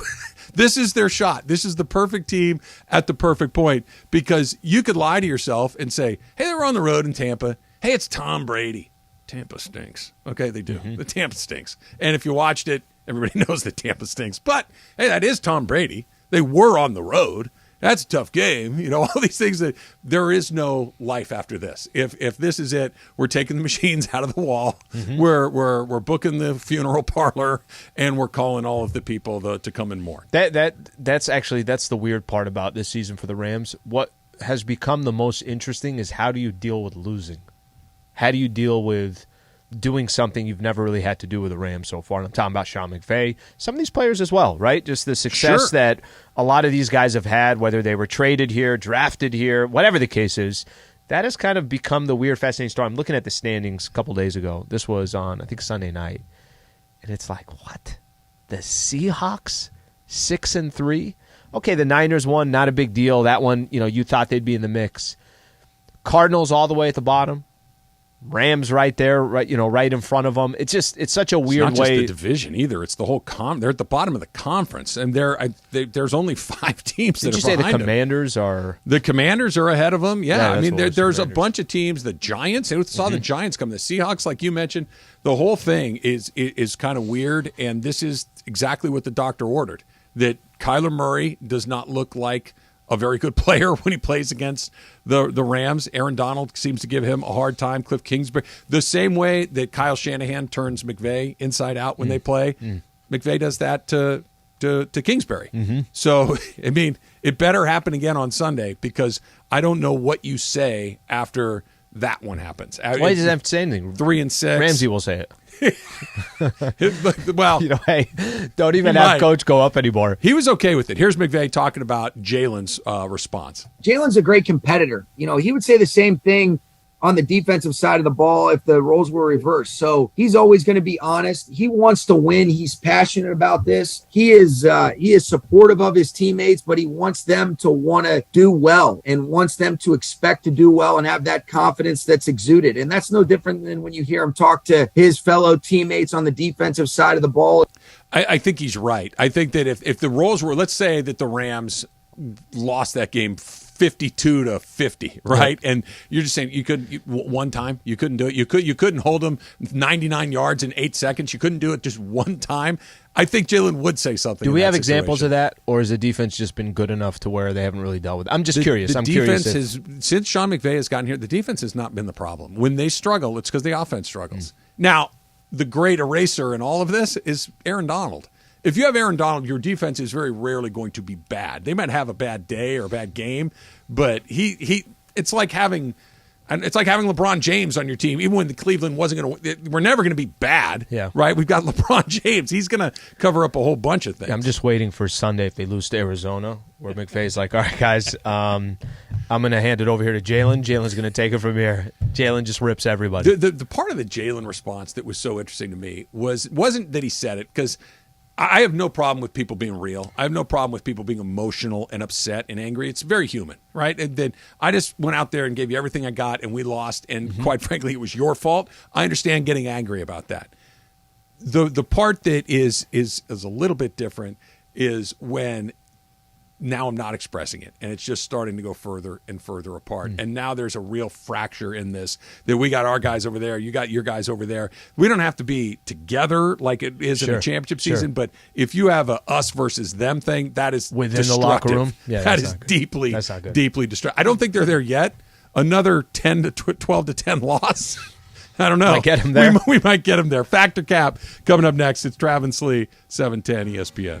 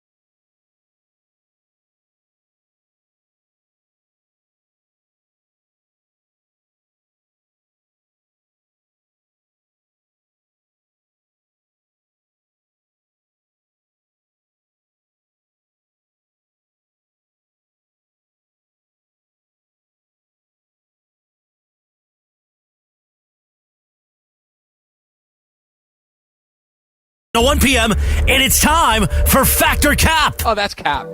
That's so cap, Dad. Everything I've said is a cap, but I'm going to go back. First of all, it's not a cap. It's no, it just is a cap. Welcome to Factor Cap. Hey guys, I think I've talked about this before, maybe just to Dr. Clapper, but like whenever it rains, my joints really hurt. Like I can. Did you get struck by lightning as a kid or something? No, I think it's something to do with like arthritis or whatever. But You're 25 years old. You can't have arthritis, can you? Yes, you can. Oh, how are you? But I could tell we're gonna get good rain the past few days because I have been Like you get rain. it like on the pre-rain side. Yeah, you're like a weather system. I can feel it coming in. You know, it's like Emily's knee is her trick knee's acting up. She senses earthquakes. Yeah, just come to me for all your weather stuff. 2 inches of rain coming. Her trick knee is doing a thing. Exactly. So, I'm gonna play this piece of sound, and just it makes me feel nice. Do we know what that sound is? HBO? Yeah, it is HBO. It's the 50th anniversary of HBO launching. So, Sopranos is the best show HBO has made. Travis, Factor Cap. Wow. It's okay. I haven't seen them all. Sopranos, I'm going back and forth here between The Sopranos and The Wire. Yeah, I think so. I think it just narrowly beats out The Wire for me. They're 1 and 1A, but Sopranos is for me a little bit more rewatchable, I guess, if that's the determining factor. The Wire is pretty darn heavy. It's great.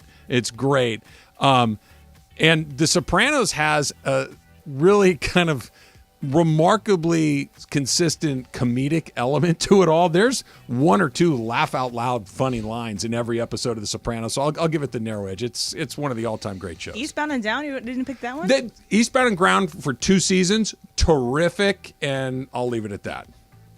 Al? All right, Cap for me, it is a Wire. Wire's my, I didn't know, and I watched these all together. I think I watched it during the pandemic. I had not seen The Sopranos. I had not seen The Wire. Watched them all in full. I just felt like I was more interested in the storyline of The Wire. I always felt like, this is such a... Sopranos became predictable. It became, okay, I kind of knew what I was going to get. Okay, and by the way, I love that. I love mob movies, the whole thing. The Wire for me was just, it had a little bit different of a taste to it. So I go The Wire on this one. Taylor? Cap for me, I have not seen The Sopranos. Oh, crap, unfortunately. we could have said Curb too. Forgot. Curb too? Yeah. Sure. But yeah, Eastbound and Down, I'm going to put that there. Or Euphoria. Euphoria is really good. Can I guess Emily's? Yeah, you guys know Game what of it Thrones, is. right? It's gotta be. Game of Thrones is my favorite thing. Yeah. I mean, I would say 1 through 6 maybe is the best one. If but you opened it up to everybody, what do you think would win? Like if you polled Sopranos. everybody that has seen all of those shows. Yeah, I think Sopranos as well. I think Sopranos and The Wire are universally, if you've watched it, loved. But the Game of Thrones was really popular, but it had a terrible ending and really soured people on the entire series. So I think that's why it might not be up there. Hated the ending. Hey, I can tell you. Just kidding. The dragons took over. That is not completely inaccurate. So you did watch it. Yeah, I guess I did. So I know we all celebrated last night. It's a big night in all of our households. Opening college basketball regular season about the 15 last NBA night. games. Yeah. So without cheating, you can name an active college basketball player. Alan, Factor Cap. That sucks. I don't think I can. Is that dude playing college? You need to be a little more specific. Victor Wembanyama is going to go number 1. He's in France, he's not right? college. I know he's playing. I know he's going to go number 1. Who's the Scoot guy? Is he? Got me. Is he G League? Is he in that G League Invitational? I don't know. I do know San Diego State, number 19 in the country, won yesterday against Fullerton. I know a couple, but just because it's local and it's through osmosis. The Gauchos did beat San Francisco State last night. They got off to a nice 1-0 start. I did see it. The big guy at UCLA, Jaime Jaquez. I know his name. Yep. And I believe is Tiger Williams. They have a Tiger on their team. I think he's still there. Tiger Williams, that's an old King enforcer, so I could be wrong there. But yeah, Jaime Jaquez, I think, is the only one off the top of my head. Taylor?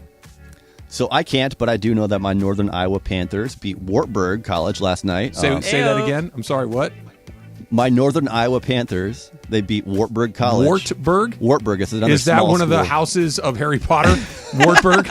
It's basically a community college in Iowa. You got her. They beat them by 50 Berg, points. don't leave Berg back. Come back here. He's going to come in next segment. No, he has something to do. I can't. I want to know that Tiger guy's last name. He'll tell you. Don't worry. Okay, but the reason I can't name a player is because they have like a revolving door of 6-7 white guys that go through the school. It's at the Northern Iowa. Yeah. That's their strategy. Wartburg? That can't be a real place. But it's funny because like we all know exactly our team, and that's about it. I can name a couple guys on UVA, and I know that they won last night, but that's all I really care about in a regular season right now. It's a weird sport. McDonald's is giving away 4 gaming chairs in Great Britain called the McCrispy Ultimate Gaming Chair. The chair features a fries holder, a drink holder, 2 dip holders, a hot box for food, a built-in napkin holder, and 2 reusable napkins, stain-proof leather treatment, and more. So, Taylor, we need to get this for Travis for his birthday. Patrick Cap. That's got to be pretty high on the list. I need a better chair and just in my room in general. I've had the same chair for like 6 years. Just take one of these. You do invest in 48 chairs in here. By the way, we always say this, and none of us do a thing. Where do you take them? Where do they go? Trash, garbage, Staples. I guess. Take them back to Staples. That chair sounds pretty remarkable. Only I don't play video games. You guys, You can use it for the show. You guys seen WALL-E? Right, the Pixar movie? Yeah. That's the chair that she just described. We're all these fat, amorphous blobs where all we do is sit there and shovel food into our face and play video games. The only thing that chair is missing is the levitation factor, where it just kind of floats along the blue and red lines along the way. But as you're describing, I'm like, that's the WALL-E chair from Pixar. That sounds amazing. Hook me up. Al? We should get it for you anyways. I know you're not a gamer, but just to have that thing at home, I mean, I could see you room. One of these days, exactly. One of these days, doing a show from the Comrex, and you just have that, and you don't even have to move. You just have to put your hands here, and even like the nuggets, you don't even have to do much. You just kind of grab it. I want the least amount of effort possible while you're sitting in it. I feel like you do a 64-ounce Dr. Pepper. Why not? I mean, I could kill myself before my 55th birthday. 64-ounce Dr. Pepper. Eat myself to death via chair. What happened to Trav? Emily, Taylor, and Slee bought him a chair. The chair. We bought him a chair that had a hot box, and that was the last time we ever saw him. All right. So Chris there too. Chris Evans was named People's Sexiest Man Alive. So this would be the distinction that you want most. Travis, Fat or Cap? No, I mean, I wouldn't hate it. Don't get me wrong. It would be a nice little feather in your cap to walk around as the sexiest man alive. But no, I think richest man alive, funniest man alive, most interesting man alive is better than sexiest man alive. Maybe because that is probably the one that I'm least likely to win. I'm with you. I'll take richest, and then I'll buy everything to figure everything else out. I think that's all you need. I think once you get richest, then you could figure out. Do you ever see pictures of Bezos when he first started Amazon? There's just there's an iconic photo, and this is just early on in Amazon, where he's maybe in a garage. It's like one of those stories, right? And he has behind him a poster that says Amazon. I think at the time it was called something else, but it was Amazon something, whatever Amazon it is. Books, maybe? Something like that, right? And he just looks like somebody in a garage that started a company that understands software and engineering and everything else. Look at him now. Now he looks like this built. You think that didn't come with a little bit of money? I'll take the money. He still can't solve baldness, though, so that's one thing. Yeah, it's the unsolvable problem, right? Yep. Nobody can. Taylor? Why'd she look at me when she said Cap. No, this is didn't Paul Rudd win this last year? I mean, who even votes on this stuff? The editors of People. Yeah. He's not bad looking. Paul Rudd's a good looking guy. I don't want this. I just want a Mandy Award. There you go. Perfect. That's the distinction we want the most, and maybe what eludes us the most. Indeed. So I was watching an HBO show. It's called The White Lotus. It's a new season out, and there's a scene in which Jennifer Coolidge is riding on a Vespa. It's hilarious. Maybe even just watch it just for that. So you would not want to ride a Vespa. Alan, Fat or Cap? Depends where I'm at. So there's a lot of places in Europe where Vespas are kind of everywhere, right? So if it's something like that, in LA, I don't want to ride a Vespa. Absolutely not. No. I don't want to be anywhere near one of those. But if you're in, where was it? Some of those islands like in Greece, Santorini. Everybody's in a Vespa, right? And that seems like that's appropriate for a place like that. I'm okay with riding. It's just got to be in the right place. Do they make a Vespa for someone like me? Is that is that really an option? Like you'd fit fine on a Vespa. You could tool around town and you'd look normal. I'd look like a grizzly bear riding a tricycle. Like it just wouldn't. They're just towing you. They're towing you on the back. Yeah, I mean, I've never ridden one. I've never really been like a motorcycle. If you gave me a Harley, I could ride a Harley. I could fit on a Harley. I would look correct on a Harley. A Vespa would look like I'd stole a kid's toy. That would be a very, very odd look. That's not nice of you. Whose was that? All right, Taylor? Fact, yeah, I don't want to ride. A lot of my friends in high school drive these mopeds around. You're too tall for one. Yeah. Yeah. It's not comfortable. You'd look like a praying mantis they're that had dangerous stolen too. a kid's toy. Yes. No, I don't know if they're dangerous or just the people who, like, if I'm in it, it's definitely dangerous. I need doors. I need some sort of cage to surround me along the way. All right. Did you watch Trey Turner's hype video that went around yesterday? Yeah. I have questions. That's next. It's Travis Lee, 710.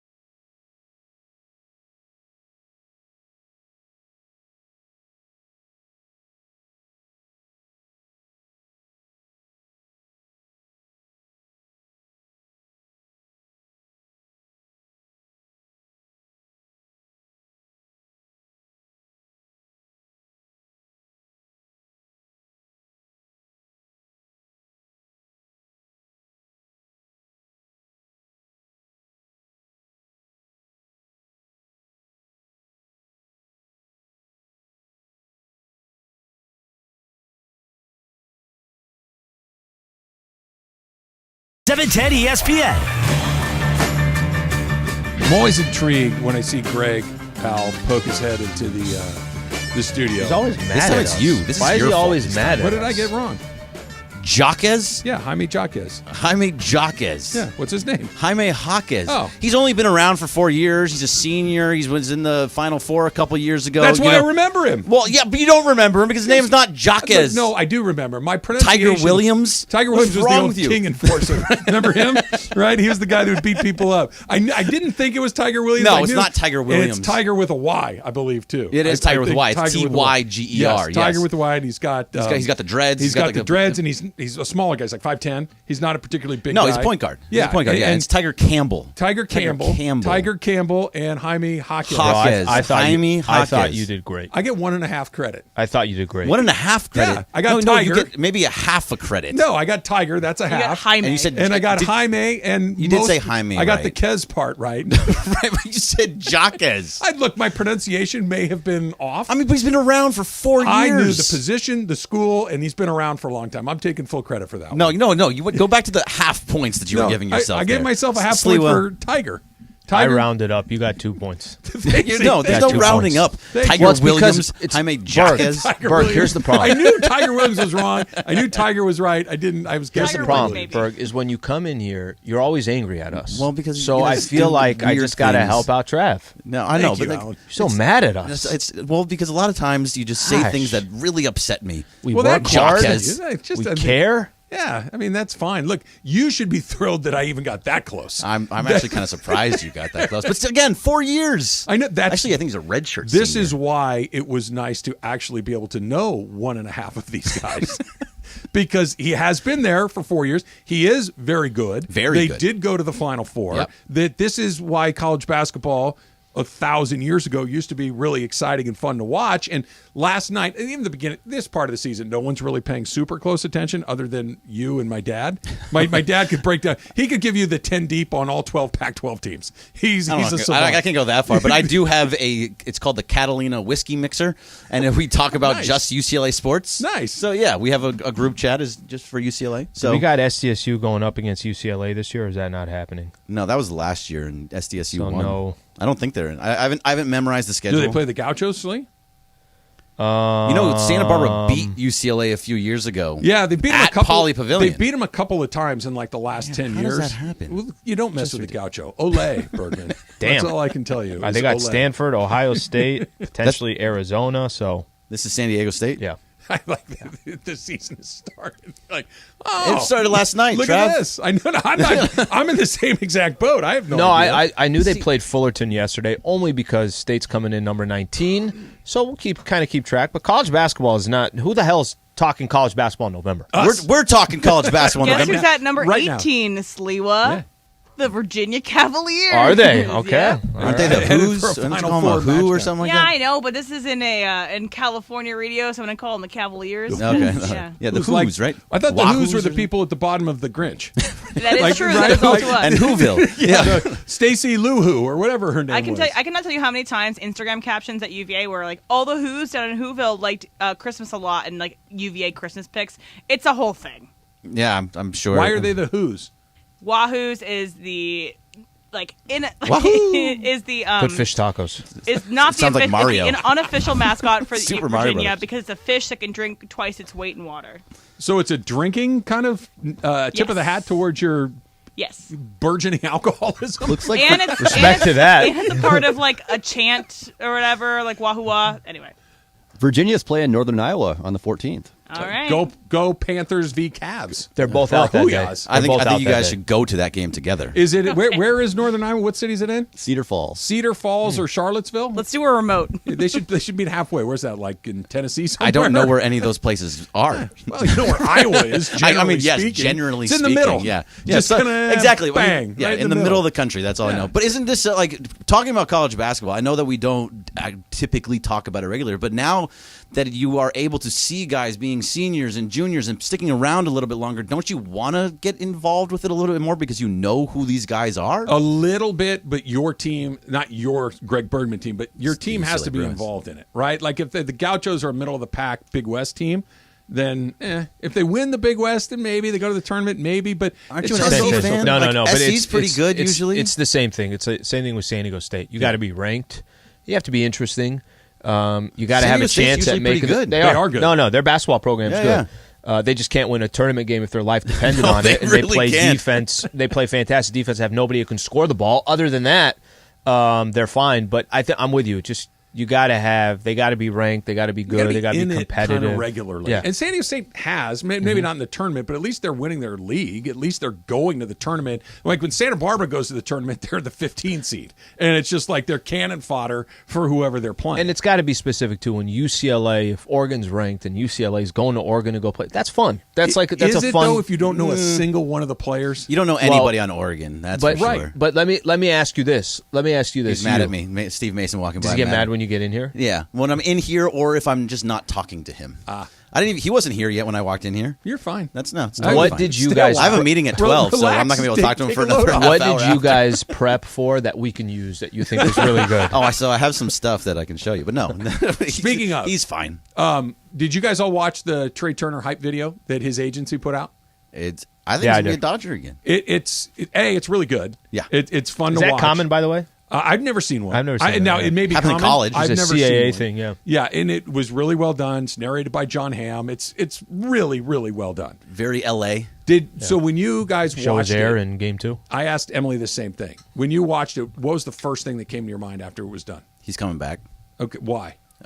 Just because he's John Hamm, who's from Los Angeles, all the things. St. Louis, actually. But he lives in but LA. he lives in L.A. He's a Cardinal fan. Whatever. Doesn't matter. He's going to the give me another Cardinals. reason. No. That's not the reason. That's not the reason. Give No, me because another he's one. all in the Dodger gear for this. Like, it just seems like he's happy in the city. Not only that, Greg. That's Emily said it. First thing, it's exclusively Dodgers. Yes, it's not That showing him in if you're Nationals. selling Trey Turner right to the 20. They 30 showed him in teams. Nationals for a quick second. Did they? Celebration. In the yeah, video? that he's a winner. Are you sure? Yeah, that he's a winner. I didn't see that. And I he's didn't running either. in his Nationals. I'll find it. Because my thought, Al, was why don't they have him in exactly what? Maybe I missed it. Maybe I turned my head for a second. But if it is in there, that changes the tune a little bit. But it was not. If it wasn't Dodger exclusive, it was damn near Dodger exclusive, which leads you to believe that he wants to come back. That at least it's open for discussion. That if the Dodgers can get there financially, because the case that they lay out, they said he plays elite level defense. I'll stop short of that. He plays good enough. Good. It's good enough. Passable. His offense is off the charts. His Right. base running is off the charts. He's obviously a very good teammate. All of these things. I thought he was 2 out of 10 coming back. I'll move it to 4 or 5. It feels much more plausible that he may come back. Well, I mean, because we've been talking about it so much that if he was going to go somewhere, it had to be to the East Coast. And now you're starting to hear names like, Seattle's involved, and Chicago's involved, and all these other teams that are on West, middle of the country, West Coast. You think if he's going to go somewhere, he's going to stay in L.A. if it's going to be on the West Coast, you think? Unless it just comes down to straight cash. Which, I mean, but they're going to pay him. That's my question. Like, let's say, and I'm making up numbers here. Let's say that the Mariners, who you said, say they offer him 5 years at $45 million a year, but the Dodgers are at 5 years. So they show it, but you had to screenshot that essentially. You had to pause it at that one point. No, because when you said he didn't wear any other jersey, he says, and he's a winner, and it shows Trey Turner running into the mix. By the way, He it's also nothing says he's wrong with Steph that. Curry and Jerry Rice. Yeah, that was a mistake. They shouldn't have put that in there. Steph Curry. If they would have won the World Series this year, obviously that would have been a Dodger. Right, but they did not win the World Series. So they did not put that in. Right. Well, they had to do that. That's in there is interesting to me because I missed that part. When I saw it, I'm like, wait, there was nothing but Dodger stuff And they're in there? doing the... Okay, good. So it's the whole... Yeah, it's good. That's not good for Dodger fans, but I'm glad it's in there because it may come down to cash, Greg. If there is no, let's say it's Atlanta on the East Coast, they have a shortstop vacancy potentially. Swanson's a free agent. I would assume Swanson goes back there. Probably. We also thought Freddie Freeman would go. You know, who knows, right? Who knows with that organization? And Trey Turner's a better player than Dansby Swanson. They may decide to go in that direction. But if it just comes down to, let's say the total value of the deal in Seattle is $200 and the total value of the deal in the Dodgers is $180, that's a way he could go. Now, I wouldn't do it. I wouldn't do it for that extra $20 million to go to a team that's made the playoffs once in 100 years. But why would they? But somebody else might. Why would the Dodgers not match that? They stick to their numbers, man. They don't mess around. I think the only way Trey Turner leaves the Dodgers is he just doesn't want to be out here. That's Yeah, it. he has to go to the East Coast. Yeah, that's it. How Because, I believe it, too. And by the way, that's not something you can do. You can't – when somebody – you can't combat that, right? Like the Dodgers, you can't – There's nothing you can do or say something you can change. if somebody decides, hey, I'm going to leave because I want to live out on the East Coast, whatever it is. Because the Dodgers have – how do you say no to the Dodgers? How? If you want to be out on the West Coast, or if you're just, you know what, I'm open to any conversation – what of the Dodgers, the way they run their operation? They're not going to nickel and dime you. They're not going to put you nickel and dime you, but they may come in lower than the highest bidder. That's different than nickel and dime, right? Mm-hmm. I'm going to give you look, Corey Seager. They didn't nickel and dime Corey Seager. The Rangers went insane, right? And they're like, well, we can't do that. This is the value. We love you. You're our guy. This is the top of the line. And then the Rangers just went beyond. By the way, and who knows? Maybe the way the season ends, how they lost, there's a little bit of, I want to run this back with the Dodgers. I think, oddly, that works in their favor, right? Yeah, it does work in their favor. That? Yeah. And you keep that 1, 2, 3 intact, Mookie, Dude, Freeman, think of the pitches Turner. those three guys get because of the other two guys. Yeah. That all three of those guys are significantly better because of the other two. Why would you want to break that up? I don't know. I wouldn't, and I hope that they don't. And I hope that Stan Kasten runs back what he said a couple of days ago because it doesn't make any sense to me at all. That's coming up next. It's Travis Lee, 710 ESPN. All right, Stat Hero of the Day, Trey Turner. Stat Hero of the Day is brought to you by Stat Hero. Look for local market lineups in the Stat Hero app and filter by single game. Pay attention to local market lineups at stathero.com. One last night, I told you could pick one team. Yep. Pick the Baltimore Ravens, so I won that one. Nice. This is my suggestion to those who have used Stat Hero, or if you haven't used it yet, just download the app. Make sure you put the promo code 710 so that you could at least get that 100% deposit match that they're offering. And it's a great way to kind of dip your toe in the daily fantasy universe, right? Because like Al said, you don't have to be an expert to do this. You don't have to have 10-guy lineups. Pick one team. Pick one player. Pick a couple of players. All the lineups are available to you on Stat Hero. You get to see them before you make your decision, and you get free money. When you put in the promo code 710, they're going to match you dollar for dollar. You put in 50, they give you 50. You put in 100, they give you 100, and so on and so forth. Get your free money, but the only way to do it is to put in the promo code 710. Put the app on your phone, promo code 710.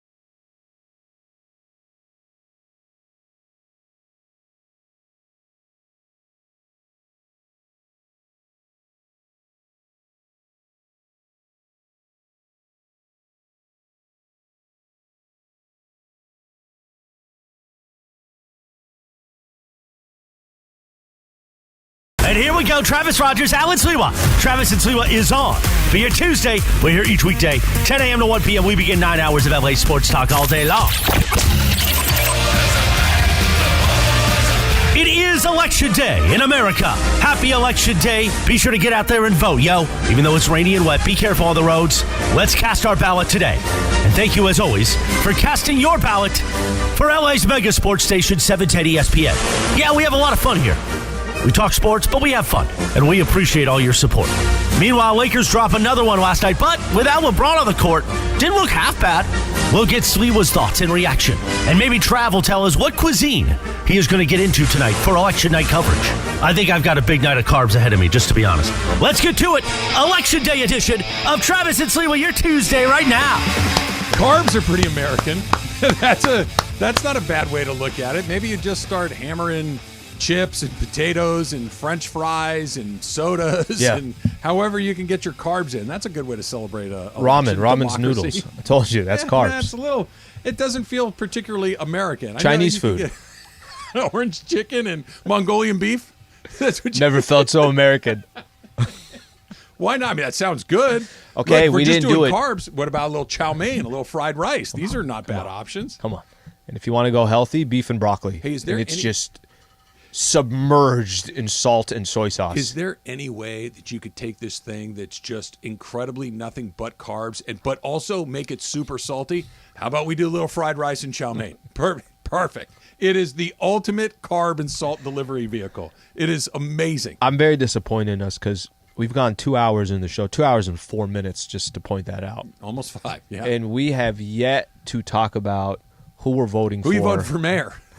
And what our political affiliation is. Yeah. So I'm sure we're going to do that in the final hour. I kid you won't do it, but I'm going to ask anyway. Republicans, hit us up, 877-710-ESPN. Dems. I want a picture of you in go your after the polling place Republicans. line. I want you in line, like in the rain, just being like, why didn't I mail that thing in? You know, you can still turn it in today. You can turn in your mail-in ballot. I think until 8 o'clock tonight, I think is the deadline. That'd take too long. Yeah, mail-in is. It actually would take a lot less time. Nah, you're looking at it the wrong way. Mail-in is un-American.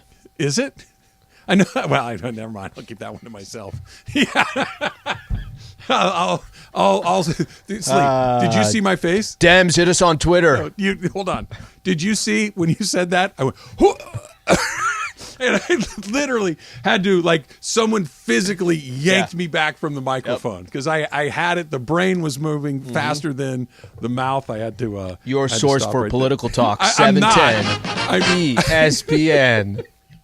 I'm not that, but I do read. Forgive me. That's something that I do.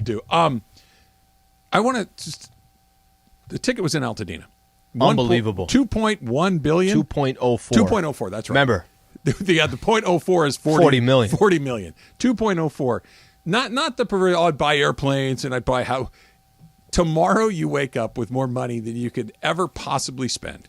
Your entire family is taken care of for generations to come, and then more. Yep. Where are you eating? What do you do with your day? Like, what do you do first? What do you do with the rest of your life, knowing that you don't have to earn a living, that you have everything you need, economically speaking? What do you do?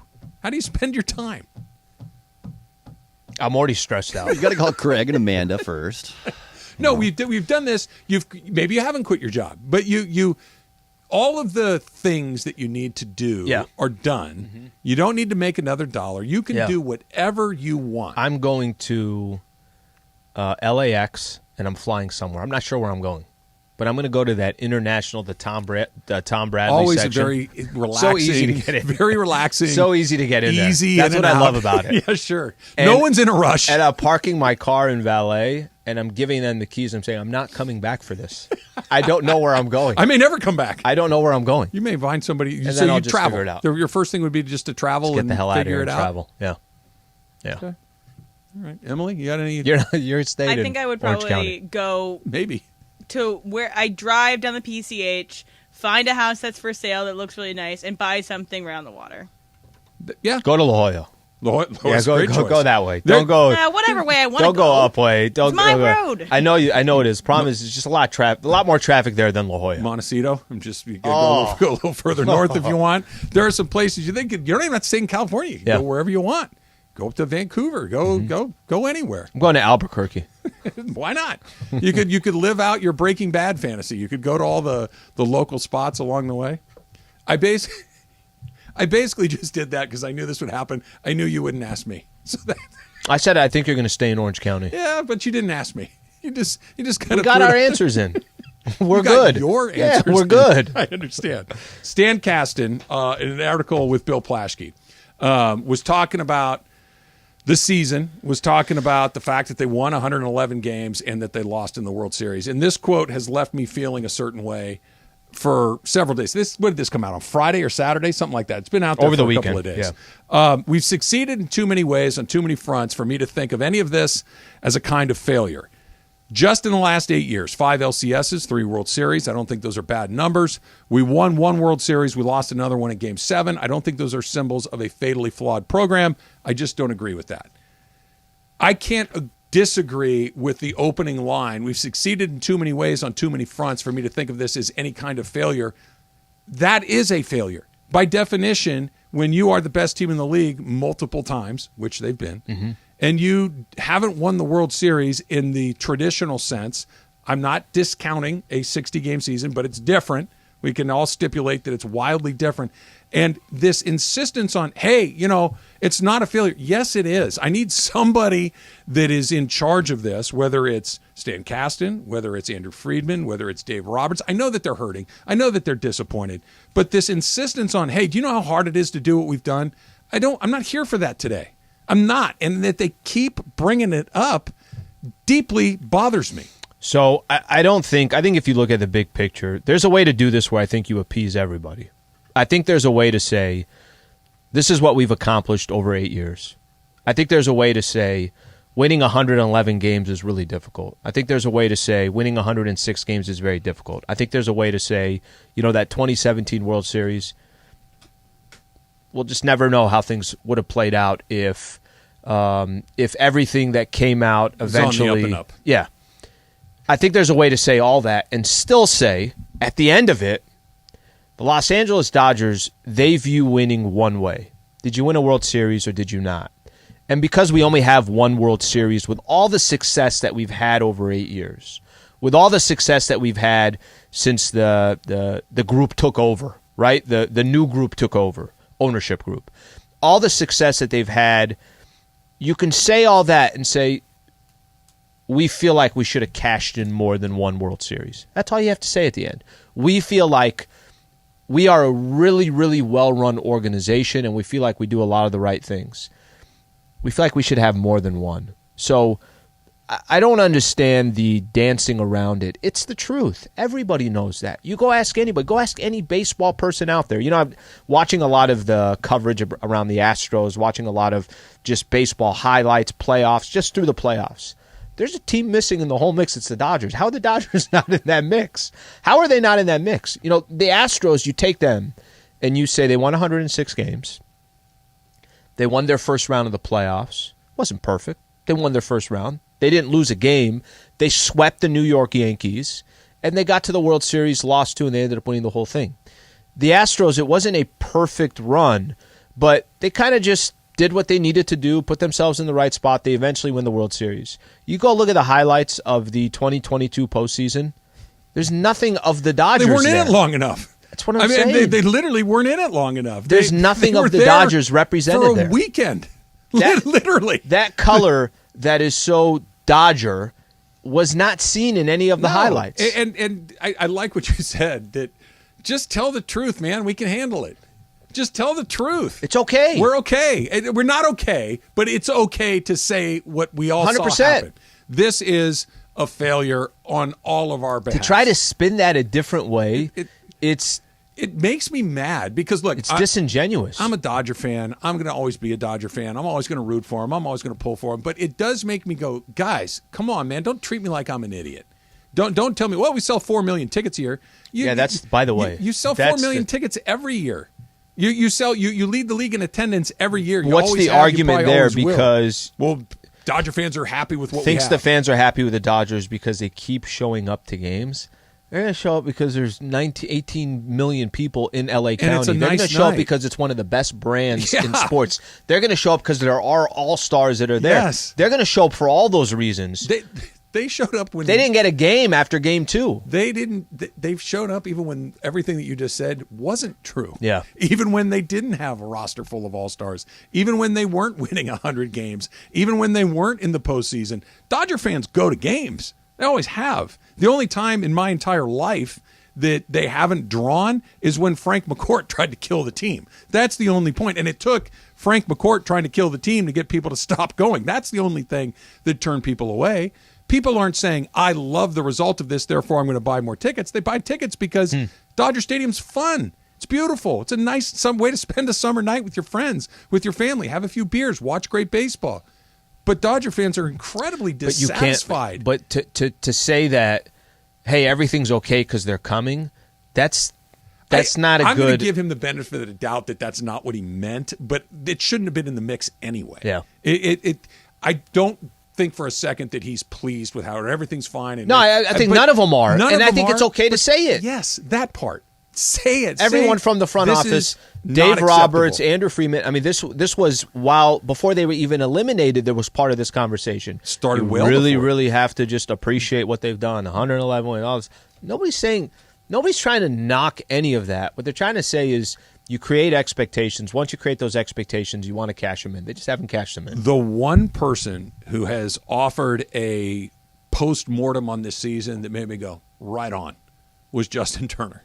That's it.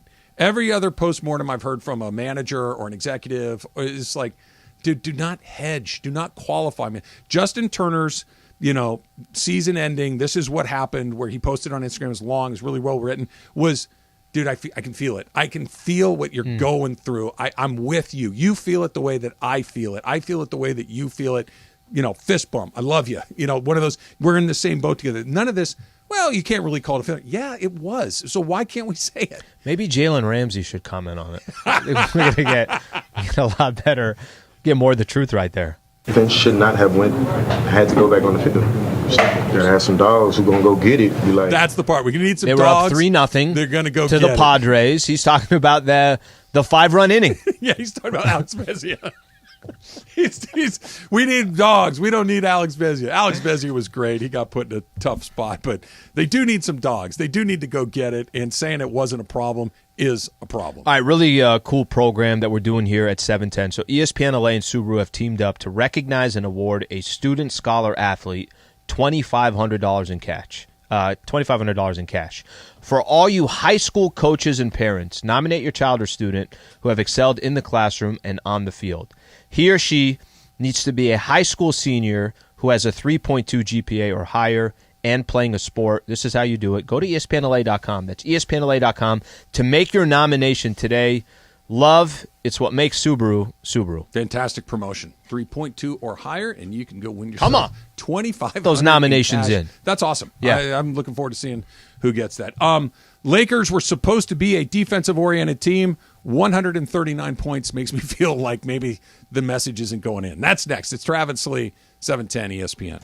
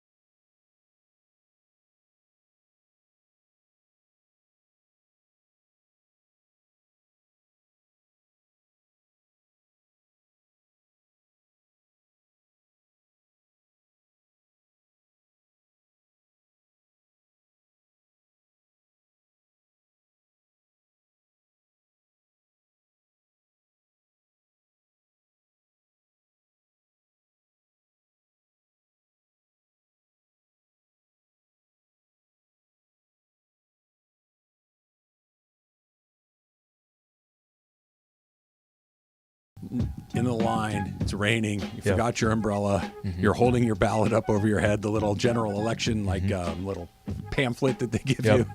It's indoor, but the line goes outside. Yeah, well, it's election day. It's crowded, especially if you go after work. You know, people come after work. I'm honking at people. I'm like, hey, I'm parking here. I don't know why I became a New Yorker from Jersey. You should mail it in. Hey, go to the firehouse. I think that's where my ballot New Yorker is. from Jersey. The best part of that. This is where you need to drop it in. That's awesome. That is the best part of that. I'm walking here. There you go. There it That's is. what I was waiting for. There she is. You should mail it in. She needs more of that. Drop it in the box. Do Factor Cap tomorrow doing that. I like when we're having Factor two Cap. totally separate conversations. That's my favorite thing. I'm talking about one thing. You're talking Well, about we were going another. over there, and then you decided to keep going. You kept doubling down. I'm like, we're in the middle of a It was one-on-one disinterested. here. Much like you Hey, in my entire guys. life. She's in her own conversation. This is awesome. Taylor, what do you want to talk about? Throw a fourth thing in there. Support the U.S. Postal Service. Come on. Yeah, there you go. Do they pick those up, or do they have I don't special? know. I picture like special election jeeps driving through cities, picking up ballots. I have no idea. I have no idea where they go or how they do it, but they're like these giant boxes at the firehouse, and throw it in there. Get your sticker. Keep it moving. Or Just stand in in the rain. Vespa. They're in the scooters. They The just have them all bag. in their back. Right, a little backpack. Maybe it's one of those, like, what do you call it? The one that goes across your body, not the backpack. It's not a satchel. Is that the right word? I don't know. Yeah. Satchel. What if it's Santa and his off time he goes and picks up everybody's election cards? It's the Bundesliga. They just put it up there. I've been watching this soccer game for an hour. I had no idea what it is. But Giant tire. now What's the they do. score? Who's playing? 4-1. Bayern Munich against Bayern Munich. Thank you, against the green team. That's talking soccer, Yeah. guys. For all I know, it's like the Grass Hogs. That's the name of one of my kids were on the Grass Hogs one year because they were green. Grass hogs? Yeah, they were the good. So you got to name your own team. It was always like color related. Like you'd be when Kelly was on a pink team, they were the pink ponies. It was always one of these. Not like the grasshoppers, but grass hogs. No, they're boys, right? The boys don't want to be grasshoppers. They want to be grass hogs. And so you green, and that's how it goes. Why not See what just you the have to look hogs? forward to? You got it. Super exciting. I got it. Super exciting. 139 points seems like a lot. 3 straight games where we thought maybe there's an identity of the Lakers with defense. No, that's not happening. 130 against Utah on Friday, 139 against Utah on Monday. And the Jazz have the best record in the Western Conference. They're 9-3. It's disappointing, buddy. Every night it's becoming more and more disappointing. 10 games in, you're 2-8. Did you think it'd be this bad? No, not 2-8. I didn't think Not 2-8, but I would have thought 3-7 maybe. I'd have taken 4-6. You know, remember how we were saying just hover around 500. Hover around 500. Who are they supposed to be? Utah is one of those teams. Portland and 2 Utahs. Okay, so that's 3-7. So they're not super far off where you thought they'd be. But that means you lose every other game. Right. And you've played X amount of games at home so far. You would think you get 1 or 2 of those. But what we're talking about, though, is if they are losing the games they're supposed to lose and winning the games they're supposed to win, that's 3-7. They're 2-8. That's kind of the same thing.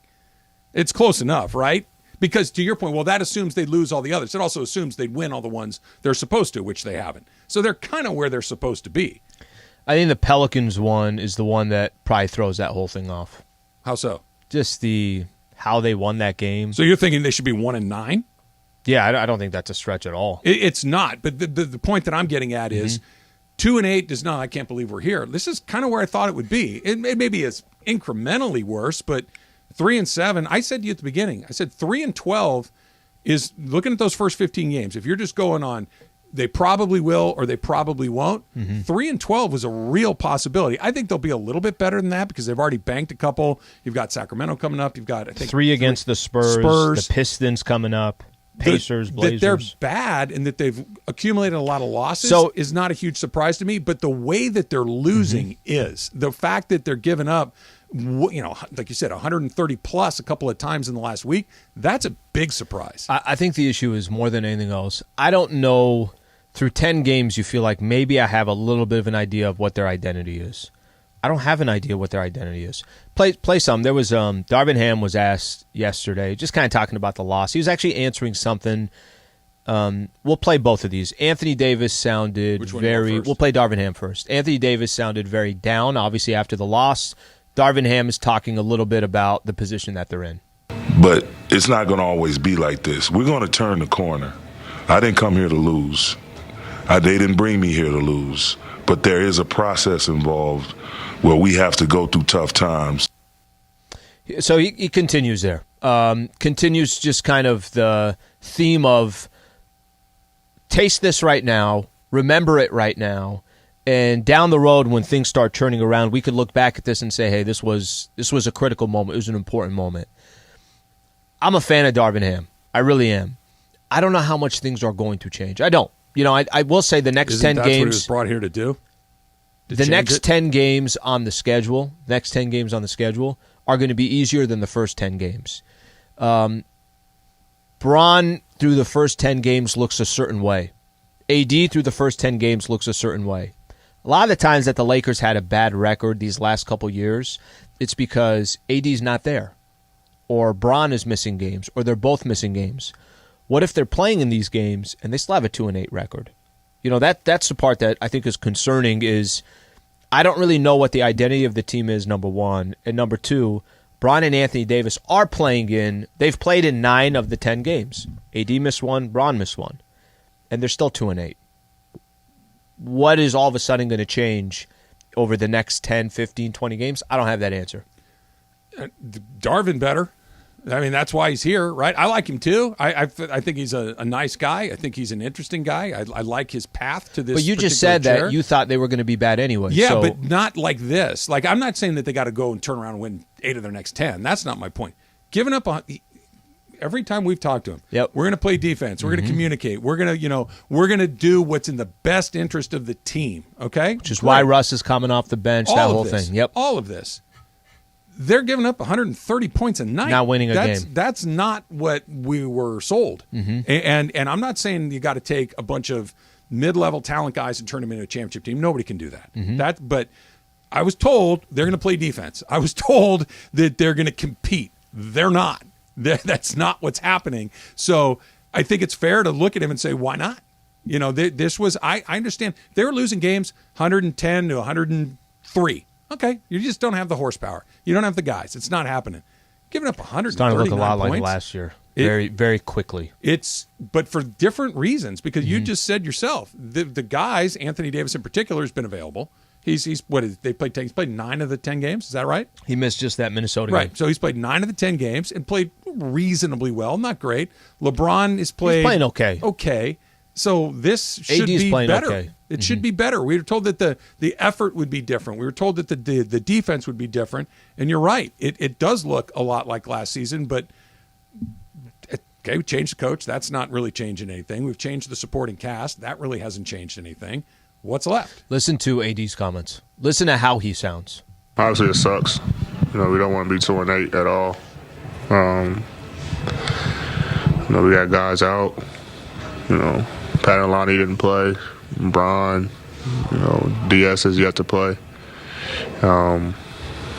Thomas, it sucks for sure. You gotta look at big picture. I mean, it's been 10 games, but still, fairly early in the season. 2-8 is a hard pill for me to swallow. Just listening to him sounds. He's trying to. I feel like he's almost trying to tell himself, like, no, hey, it's going to be okay. We'll figure things out. These guys are out. We're only 10 games in, but he sounds also almost defeated in the first 10 games of the schedule. It didn't sound like anybody. He wasn't even buying what he was selling. He didn't believe what he was saying. That sometimes you can tell yourself, like when we were doing the Rams thing a minute ago, right? Like I know it's like, hey, no, they could beat these guys and they get a good hit, but in your heart of hearts, saying they ain't having it. They don't have it. That's what that sounded like to me. Not just a guy that's going through a tough stretch where you're 2-8, but a guy that also knows. I've been in this league a long time. Is there light at the end of the tunnel? And I know that the guys that I just mentioned are not going to change this, and that's the part that I think is the entire rest of this season. What do you do with this year? What do you do with next year? When do you decide that this is unfixable, that trying to build with this will never work, and we need to go to the next thing? And I'm not saying it's an easy call.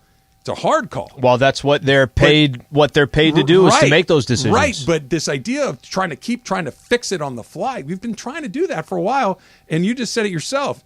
This feels a lot like last year. Well, this is a different group, more or less, and it feels very similar. So, change the pieces around the side again and get the same result feeling again. of last year is you're walking into the fourth quarter and you're like, yeah, this isn't a game. Doesn't it feel like that again? That's what I'm saying. That's what I'm saying. That's the feeling I'm getting from last season is you walk into the fourth and it's not a game. So is it a wrap? And if so, what do you do coming up next? How do you take the next 10 games? And if you get something similar to that, where do you go from here? That's coming up next. It's Travis Lee.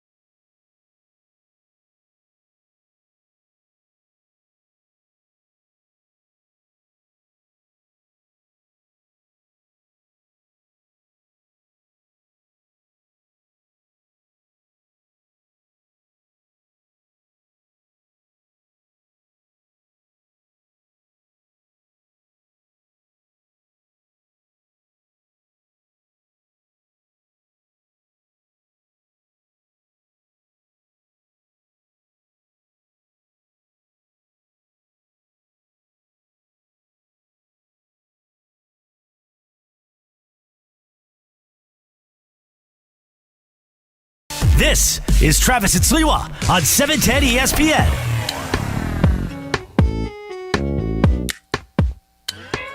Couple of tweets right here. This is from Big E, who says, the 90s Braves are known for always blowing it, not the one World Series they won. The Dodgers are on that platform right now. They're known for a COVID World Series and getting cheated on in 2017. That's awesome. That's exactly right. They've had this unbelievable run of success, which is what Andrew Friedman and Dave and Stan Kastner are talking about. But if you just went and asked baseball fans, hey, what do you think about the Dodgers over the last decade? Yeah, they're good, but they've only won one, right? Mm-hmm. And then they got ripped off another time. And don't they lose every year? It is kind of like the Bills. It is kind of like the Braves from the 90s, where you just stack up all these Braves things. Is a perfect example. Yeah. Because Buffalo, they make it to 4 Super Bowls, but you didn't actually cash one in. That's what you're known for. This isn't the best example, but I'm going to give you – it's not fair to do this, but this happens a lot in sports. When I mention Dan Marino, what do you think of? That he didn't win a Super Bowl. Which is unfair. It's ridiculous. It's ridiculous. It's the same thing with Charles Barkley and all those guys. But it's every time. Yeah. When you ever watch NBA on TNT and there is or inside the NBA, and Shaq will do something along the lines of, I won 4 championships. Right. You didn't win one, so you can't have a conversation about this. Yeah. How would you know, right? And the only reason why I use that as an example is it is unfair to – I understand that kind of the idea and the concept, and maybe this is where the front office comes from. It's unfair to look at a Dodger team that has been so successful and to say, hey, you're unsuccessful. I'm going to give you an example. Somebody that lives in, it's like they went out and their business, they were so incredibly successful in their business. And all of a sudden their corporation is worth X amount of dollars. And them and another company were competing. But the other company actually makes more money. And this company is incredibly, they're worth $1 billion. And somebody's saying, yeah, but you're second to Apple or whatever the case is. It's almost like the Dodgers have been so successful, there's only one option left. You want it or you didn't. And that's maybe they feel like that's not fair, but I think that's the reality of the position that they've built themselves. It's probably not fair, but who cares? Life isn't fair. A lot of things are unfair. This is sports. We're not in it for a good try. We're not in it for, well, you got really close. Mm-hmm. And look, if you're the Seattle Mariners and they go to the playoffs for the first time in a decade and a half, 20 years, whatever it was. You're the Padres. The Padres are a good example. Hey, you that beat is a the good Dodgers. Season. It's a good season. Mm-hmm. Even if it wasn't the Dodgers, even if it's the Marlins, you Sure. got in, you beat Sure, somebody, sure. and you had You a made nice some season. noise. The Mariners had a good season. They did. They beat the Blue Jays in that opening round. They got beat by. They had a good season. The Dodgers are held to a different standard. The Yankees are held to a different. The Lakers are held to a different standard. The Dallas Cowboys are held. There's just a handful of those USC. teams, and the Dodgers are in that handful. And the constant trying to recalibrate. No. What we've done is really. Yeah, I understand the degree of difficulty, but stop, man. Stop trying to sell me that. I don't want to buy it. And that's the other thing. You got to know your fan base and know your audience. Literally, no one will buy it. Guys and Emily. I think, Emily, are you okay with the colloquialism guys? Does that include you? That's okay with me. I think so, too. Okay, so guys and Emily, if you won the Powerball, would you break off at least 1,000 to your close coworkers? Not something that'll change their lives, but just a little something. Would anybody do that? That sounds very reasonable. I won $2 billion. You're going to give me $1,000? Sure. Just because? Yeah, why not? I mean, not that it affects your bottom line. Cater a lunch. If I took $50,000 and said I'm going to give everybody at this office $1,000, I would still have $1 billion. Just think about how nothing that is. I understand, but for what? Just to do it? Yeah, just to do it. But 1,000 also doesn't seem like a lot. That's what I mean. That's it's what like, people would say. They just say, "Oh, he's a cheap ass. 1,000, that's it." Yeah, exactly. Like nothing. It's like, well, it's his money. He can do with it whatever he wants. They don't need to know about it. You got to chip him off $1 million at some point to make feel it a little Taylor, bit. I give you 2,000. I'm not giving Trav 1,000. I'm giving you his 1,000. I don't get that. I would, first of all, that's why you don't tell anybody you won, because it wouldn't just be coworkers. Oh no, it'd be everybody. It'd be everyone that could ever possibly find a way to get in front of you. You go to the grocery store. Hey man, you don't understand. It just, and now I got to buy. I guess it doesn't matter, but I don't know. It feels weird. Don't tell anybody. Yeah, I'm gonna keep it to myself. Altadena. Keep it quiet. Yeah, somebody's gonna find out. Alta freaking Dina. 10 miles from here, 12 tops, not far. Solomon in Lake Balboa. Solomon, you're on with Trav and Slee. What's up? Hey, guys, I hope I'm not changing track here. I know you've been talking a lot of baseball, but I wanted to just bring this up about the Lakers, and maybe you can respond. The dynamic duo, everyone was saying, this is years ago now, just as long as you got LeBron and AD on the floor, man, you're good to go. I was saying that. There's the path to the championship. Well, take a look at your dynamic duo now. You got a 38-year-old LeBron. Not the same duo. Every year of those legs. His three-point shots hit the rim. He's not as explosive to the basket. That guy is not that's not 28-year-old LeBron leading this team to a championship. AD is not an aggressive, scrappy player. He's not a leader. He disappears in games, especially in crunch time. There's your dynamic duo. No one in the NBA is afraid of the Lakers right now. What you guys say, and where do you go from there? Solomon, he brings up an interesting point, Al, that when you and I were on the air after the Lakers won that championship against the Heat in the bubble, I remember specifically saying what he's referencing. And this, look, who's coming back? Who's going to be here next year? And all. And I remember saying exactly what he said. Look, if you have LeBron James and AD, you can figure out the rest. That presupposed, though, that LeBron would continue to be excellent, which he has, but it also presupposed that Anthony Davis would continue to be one of the 4 or 5 best players in the league. That's the part that LeBron's aged and is not the guy that he was 4 years ago. That's clear. But he's still reasonably close to it. AD's the piece that's changed. That he's gone from the second, if not best player on a title team to a guy, I just don't know what I'm going to get night to night. That's the part that's changed. It's not like you have those two guys still at that same level. One of them is in his 20th year, and the other guy's just a different player. I think there's more to it as well. I think that if you look at teams that are successful right now in the NBA, Trav, they're a really good team. You know, I'm watching the Utah Jazz, 2 of the last 3 games for the Lakers. The Utah Jazz. The ball's moving. It looks like there's joy. There's guys making the extra pass. They don't have a star. Lauri Markkanen's not a star in the NBA. He averages 22, 23 points. And the only reason why I use that as an example, we might be just kind of also coming towards an era of basketball where 2 really good players might not be enough. What you might need is, I got to make sure that I have 5, 6, 7 guys that just play good basketball together. Lakers don't have that combination. Remember, I'm going to use this as an example. That championship year, where it was LeBron and Anthony Davis. Nobody's trying to discredit that. But there was always other guys that KCP got a roll. Kuzma, you're doing your thing. Dwight Howard, you're great off the bench. Rondo, damn, there are times you can have the ball in your hand and go. Alex Caruso, JaVale McGee. There was a team. You know, and it seemed like things were connected. If you look at the best teams right now in the NBA, it's not just one player that you're dependent on. That they got multiple guys, and Lakers don't have multiple threats. They don't have that we make the extra pass, that it just looks like good basketball. We're all on one line. There's a lot of that missing. Let's try another one. Let's go to Long Beach and Pedro. Pedro, you're on with Trav and Sleep. What's up? Pedro. Name was Alfredo, by the way. Sorry, Alfredo. Hey, just a real quick, Trav, I think this is where you're wrong. LeBron James is supposed to be the leader of this team. It's not Russ's fault. I believe it's LeBron. Every player that's left the Lakers has improved. And then Anthony Davis, if you notice, his shooting has gotten worse from his New Orleans days to as he is as a Laker right now.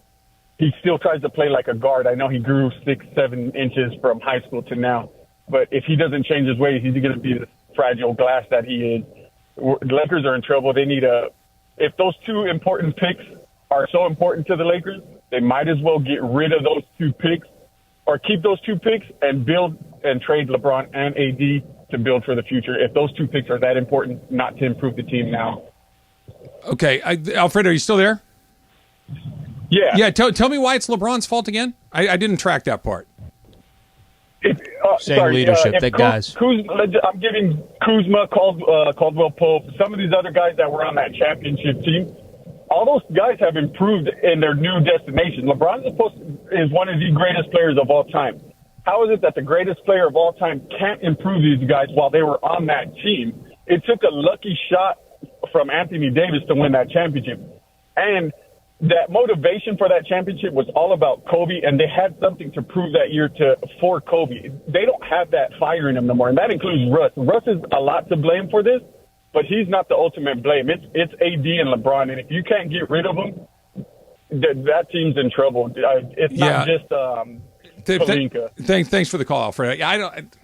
They did win a championship with those guys. They did win with KCP and Caruso and Kuzma, the guys that he's talking about. I don't know that LeBron ran them off necessarily. It was they decided to go in a different direction. And again, look, I know LeBron has a very loud voice inside that organization, as he should. He's LeBron James.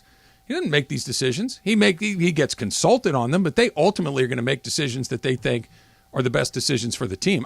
LeBron shares blame in where they are right now. He's got a piece of the action, to be sure. I don't think it's any one thing, but at the top of the list, it's Anthony Davis isn't as good as he was 3 years ago. That's at the top of the list for me.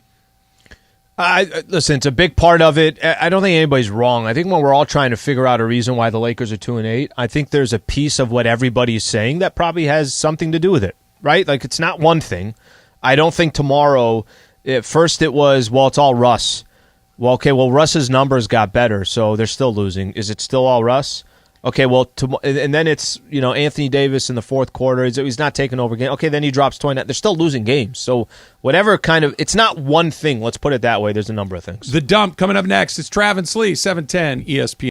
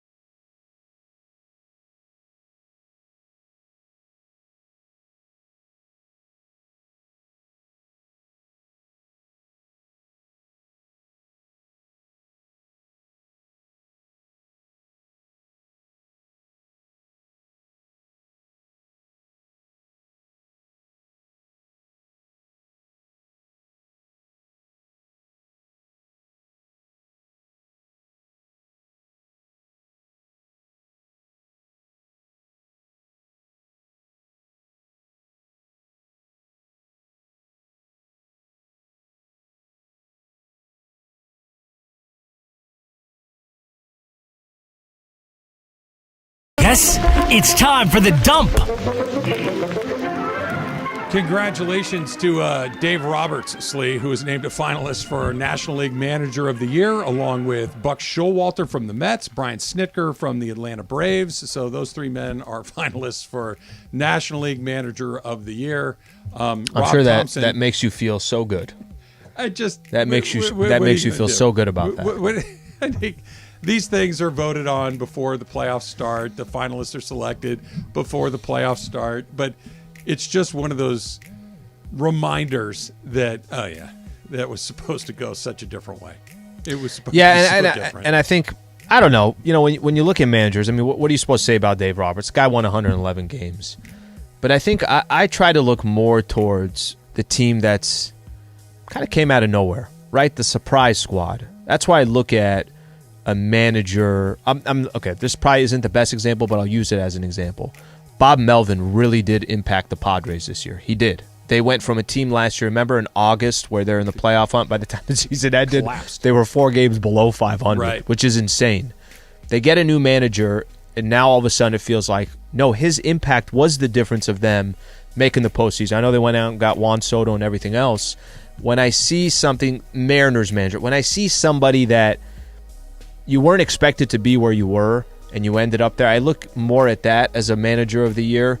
It's tough for me to look at Dave Roberts and the Dodgers and say, oh, well, you should give it to him, even though he won 111 games. You're right that Buck Showalter had a really good team. Brian Snitker had a really good team. Dave Roberts had a really good team. And they did a good job. It's not like they didn't maximize what they got, but you're right. The team that was supposed to be kind of in the middle of the pack, that popped out of the middle of the pack, that's the one that should be looked at. How about Girardi got fired, and you got somebody else come in here, Rob Thompson, and does the work that he did to get the Phillies in? That's I look at those stories more.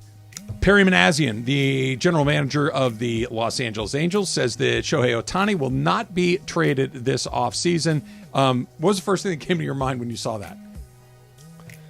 A couple things. A, who would make that decision because you're in the process of figuring out new ownership?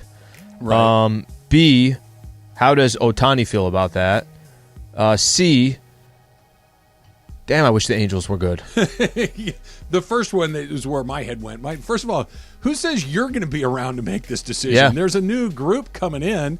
Maybe it could happen today for all I know. It could happen. They need a it year to happen from now. today. Right. I don't know what the timeline on the sale is, but what's the first thing everybody does when they buy a new house? They pull out the carpet, they repaint, they bring in their own stuff, they put their own pictures on the wall. Yeah, they're not leaving the same couch in the living room. No, they're gonna do it their way. It's their spot. So keep your dog. He may not have the option. He may not want to do it. And I know we've talked about this before. With Ohtani, even if I'm just in one of the groups, right? And I don't know how many groups there are that are potentially going to bid on the Angels. Yeah. But one of those groups, I'm trying to find a way to get to him and say, hey, listen, I'm in on this. I'm not even sure I'm going to get it. But in the event that I do, here's who I am. This is what I'm about. You're an important part of what we'd like to do. I'm trying to sell him even before I have the team. This is so unique because you have one of the most polarizing figures in all of sports who has 1 year left on his contract and has said, guys, I want to compete. We're not competing, and I'd like to compete. And then here, the only kind of solution you feel like for the Angels is they need new ownership, and it's in the process. This is a unique situation for that franchise. I'm with you. If you're an owner, if you're somebody that's going to bid on this team, you're playing for Ohtani, which, by the way, I think they'll be fine. They just give him the, $30 million is his. Yeah, he'll be all right. He's going to be there. He'll be there. The question is going to be, can somebody convince him this is the place to be? He's a little bit older than I think we all think, right? He's not a super young guy. He had an entire professional career in Japan. His time to win, it's kind of right now. Right now. Like, to be sold on the vision is one thing. Maybe you could sell a vision, but he's like, I'm gonna be in my mid-30s here in the blink of an eye. I kind of need to start winning right now. If I go to the Dodgers or the Giants or the Braves or wherever, they're going to be good. He controls that. He controls that in a year. $30 million just to kind of hang around for a year, not a bad deal. Dwight Howard is signed to play professional basketball again. I saw this. In Taiwan. 8-time All-Star that he is signed to play with the Taoyuan Leopards. I could be saying that wrong. Apologies if I am. The Taoyuan Leopards, a professional team in Taiwan. Dwight's going to the Hall of Fame, right? For sure? Yeah. The Basketball Hall of Fame seems to be... Yeah, I'm not good at the whole Hall of Fame thing, but everybody always says that will be a Hall of Famer. This is a weird way for a Hall of Fame player to wrap it up. I get that he still wants to play. He probably still thinks that he can, but I don't know. This feels unsatisfying. Like, I'm okay with knocking around the league. Yep. Like Shaq, he played for the Celtics and the Suns and the Cavs. It's like, I don't think of Shaq like that. I think of Shaq as a Laker and a Heat and whatnot. But I'm going to go play in some 10th-rate league on the other side of the world. That's weird. Actually, I like it. I think Dwight is one of those personalities that they're going to love him there. I think he's just going to make the best of it. I think I could see him kind of enjoying his time. Listen, you got nothing left to prove in the NBA. You had a fantastic career. For sure. If this is your, hey, I still get a check and I'll still figure out what I'm going to do after. Some places absolutely embrace. What was this? Marbury. Marbury went to... He was in China but he wasn't. He was a good NBA player for a period of time, and then that went sour fast. But my point is that you can still. It's okay to prolong your career. It's okay to think that you get an opportunity to play. Iverson did it in Turkey. They're gonna. They will love him, and I think he'll kind of embrace it. I like his personality. I think his personality will kill it. You like Dwight Howard's personality? What do you mean? You find him interesting and entertaining? I think he's I think he's entertaining. Okay. I think he's entertaining. Oh my God! This is amazing. No, he's fine. He's fine.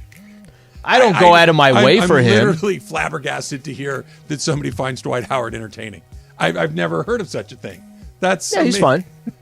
Okay, then I guess he's fine. I don't think it's that crazy, but he's another one of those guys that is trying so hard to get your attention. Great player, but he's trying. You're hard. not wrong on that, but I don't look at it. Dwight is not one of those players I look at and I'm like, yeah, I don't like that guy. I don't have that. Him, I don't have that. But for Dwight. I don't like the guys that are jumping up and down trying to get me to look at them. That is not my cup of tea. What was it that we were playing? He wanted to do didn't he want to do WWE and something like that with Shaq and all that? Right. I get that part of it. There's this almost kind of desperation for entertainment. Me, the WWE thing is more because that's what that is. That is jump up and down, look at me. That the very definition of pro wrestling is it's outrageous. It's over the top. It's performative. But when you're those things in a thing that isn't, it's like, come on, bro. Just go play back. You're one of the best players in the league. Jay-Z, Jeff Bezos. Taiwan, here I come. The Washington Commanders, they may be putting a group together. By the way, they certainly have the funds. Apparently they had dinner last night in Los Angeles, had a 2-hour dinner along the way. It's not a partnership that would jump out at you out of nowhere until you start to think about it, and there's a lot of connective tissue between those two guys. So Jay-Z is his own brand, right? And Jay-Z brings something that obviously Jeff Bezos is not going to bring. Like what? when the Brooklyn Nets, when he was a part of the Nets deal, it was very, very limited the amount of money that he had invested. What did you say the number was? 1/15 of 1%? Something like that. It's $1 million, I think. He didn't invest much, but he was the face of the Brooklyn Nets. He's from Brooklyn. Like, there was a lot of great ties to it. This will obviously be different, but Jay-Z can find a way to... Those are that's an interesting. It's an odd group. couple. It's a very odd couple. And he's based in D.C., Bezos, or at least that. Yeah. I wouldn't mind seeing one of those. Who's the richest owner? Is it Ballmer? Ballmer's the richest owner. Ballmer's the richest owner? Mile. But is he in? He's not in Bezos' league, is he? Oh, yeah. Is he? Yeah. Oh, okay. He's worth more than... are on a level that no one else is. I think at one point he was over $100 billion. Okay. Yeah, that's where Ballmer is, over $100 billion, yeah. More guys like Ballmer in pro sports would be good. I'm here for that. That's what I say, yeah. Let's see what they can come up with. Let's do a little super crosstalk. ESPN AM 710 Los Angeles. KRDC AM 1110 Pasadena, Los Angeles. K256CX 99.1 FM Pasadena, Los Angeles. It's the greatest segment in LA sports radio history. Oh my God. When the shows come together for magic on the radio. It will only grow stronger. Super Crosstalk. Are we ready for Mason and Ireland to join Travis and Slee? Super Crosstalk begin. It's time for Super Crosstalk. Happy Election Day, fellas. Yes, you guys gone through it already? 877-710 ESPN. Republicans, Democrats. I heard you guys talking about that. It's great. My dream was to go vote in person. Yes. And when I woke up this morning, we got back at 3 o'clock in the morning. And when I woke up this morning, I said, not going to happen. So I filled out my ballot at home and went to a polling place and handed it in. That was How nice was that? That was my compromise. So I could see democracy at work. So this is Al is going to go. I turned my ballot in a few days ago. Yeah, me too. And Al's like, no, I want to wait in the line. I want to go through it. John, you're obviously on that side of it. Yeah. Why not just make it the easy way? What, Slee, you want to be part of the... I've always been going. a vote in person guy. Yeah, I've always gone too. Have you looked at that ballot? Do you understand? There are measures, there are props. Let me ask you a question about confusing. that. Yeah. If you didn't know anything about it or any person's name, what'd you do? Researched. I did the same. Even for the judges, I researched. I did the same. Like 20 judges. I ended up leaving 5 or 6 of them blank. Yeah. I didn't see anything I liked. I'm like, I am going to find somebody to vote for in every single race there is. Do you hear the story I told yesterday about the guy? I mean, I didn't tell you, right? The guy that comes up and all earnestly knocks on my door on Saturday night and says, would you, we're asking that you vote for, I'll just throw in a name, Sam Ellinger. Vote for Sam Ellinger for Congress. I'm like, I already voted. And then the kid says, but will you call 5 of your friends on the West Side? And I'm like, I was stoned. It was like Saturday night at 7 o'clock. I was watching a ball game, but I didn't have the heart to just say, you know what Travis would have done? Oh, yeah. Travis would have gone, talk to Susan. I got to go. Yeah, I'm out of here. But would you have slammed the door or would you have listened to him? I've had the door-to-door, campaigner. Send him to the neighbor. And I got something burning if the guy's not going to what Ireland says. So, and I always have the same, okay, who are you pitching for? And if it's somebody that I have already decided that I'm going to vote for, I will do I'm going to save your time. I'm on your team. You got my vote. Right. And they'll, okay, cool. And then keep it moving. And the opposite, if they say they're on the other team, I'm like, you know what? I appreciate, but I'm not interested in the pitch. I've already made up my mind. And then you start to close the door. But do you sit and listen to the guy, or do you say, no thanks, when they say, hey, slam my the door? name's Sam Ellinger. I'm here campaigning on behalf of I love that we're using Sam the quarterback Darnold for the Indianapolis Colts. Yeah. I'm campaigning on behalf of Sam Darnold. I'm voting for Ellinger. I will say, oh, yeah, I'm already on Team Darnold. You don't have to worry about me. And then they'll do can I put a campaign sign in your lawn? No. Did they ever Keep do it moving. can you call 5 of your friends? No, I've never gotten that was that a big one. That was a big one. That's a lot of work. Meanwhile, Juan's in the background saying, close the door. Just close it on him. I wonder how many people they pitch. Like, how many people are getting convinced at the doorstep? I would get convinced if it was the actual candidate. Like if the actual candidate showed up at my door. I've had that a couple of times. And going door asked to door me for their vote, it would be tough for me not, because they went the extra mile. You know? Like they're actually out there walking around. Knock on your door, John? No.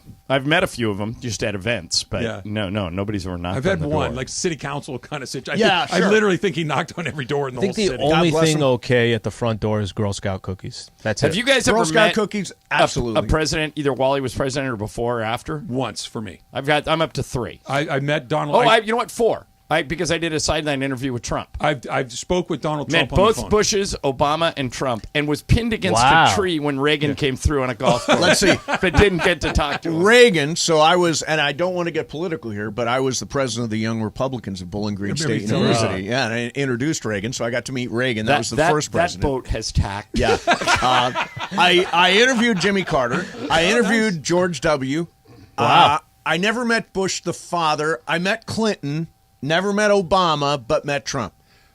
When I was a sophomore, junior in college. John, you ever played Sandpiper up in Santa Barbara? The greatest. Okay. So I'm deciding I'm going to play golf one day. I'm driving to Sandpiper to play, and it was immediately following, like within a week or two of a presidential election. Right. And I'm pulling it, and I notice as I'm getting closer, there's no cars in the parking lot. Okay, now it's not the most crowded place in the world under the best of circumstances. So I'm thinking, okay, this is weird, but there are literally like 2 cars. And as I'm approaching the driveway, this guy comes out of nowhere, just boom, and it's like out of a movie. Dark glasses, thing in his ear. Right. Are you on the list? I'm like, what list? I'm like, if you're not on the list, you can't play golf here today. And I said, well, what's going on? And he says, the president is here to play golf. And I said, the one that just won or the other one? He goes, it doesn't matter. You're not on the list. Yeah, You got to get going. But those guys just came out of the woodwork. I Yeah. had no idea that you got that close to him is fantastic. Yeah, I got really close to him. That was especially Reagan. I was like right. I actually Did he charm you, or were you like, oh? Oh no, he was a charming man, very very charming guy. It was 84, and he really. So here's the funny story. I don't know if I've told you guys this. So there was this incident where I was moderating a Q&A with President Reagan. And so the Secret Service guy's in my ear, and he's saying, okay, now it's go to Tom from Lima has a question. Okay, Mr. President, Tom from Lima has a question. So Tom from Lima on the other side of the room gets up and asks a question. So we do that for 20 minutes or so, and then the Secret Service guy says, tell the President that it will be the final question. I said, Mr. President, this will be the final question. Huh? Mr. President, this will be the final question. Huh? Mr. President, I said this will be the final question. 3 I was times? like, I snapped, right? I was like, I said this will be the last question. All my friends were like, I can't believe you snapped at President Reagan.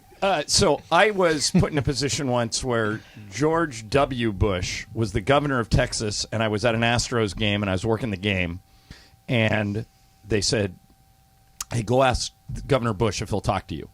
And I said, okay. So I asked this guy, and he goes, yeah, he'll do it. And I come back, I go, I'm here with the governor, George Bush. I said, Governor, do you miss being a baseball executive? He goes, well, he said, I once traded Harold Baines or Sammy Sosa for Harold Baines. So Yeah. I don't think they miss me much at all in this. By the way, you were talking about Jay-Z. What's weird is President George W. Bush, then before he went into politics, he only owned 1% of the Texas Rangers. Oh, he had But kind he of the was Jay-Z he was the role. face. He was the face, and he did run it. He was involved in running, but only had 1%. That's kind of what I was going to say, assume. John, wasn't that with Jay-Z? Jay-Z with the Brooklyn Nets. Yeah, it but was he really didn't run anything. He just Yeah, had it's a just the minority face. interest. Yeah. How important And do of you course, think if you run the Brooklyn Nets, that's the guy you want running your new team. Oh, yeah. Because that worked Right. out so well. Going well. Yeah. how important is it to have a face? Because Magic has been part of a number of ownership groups. It's not. Here. At all. Not important. Zero.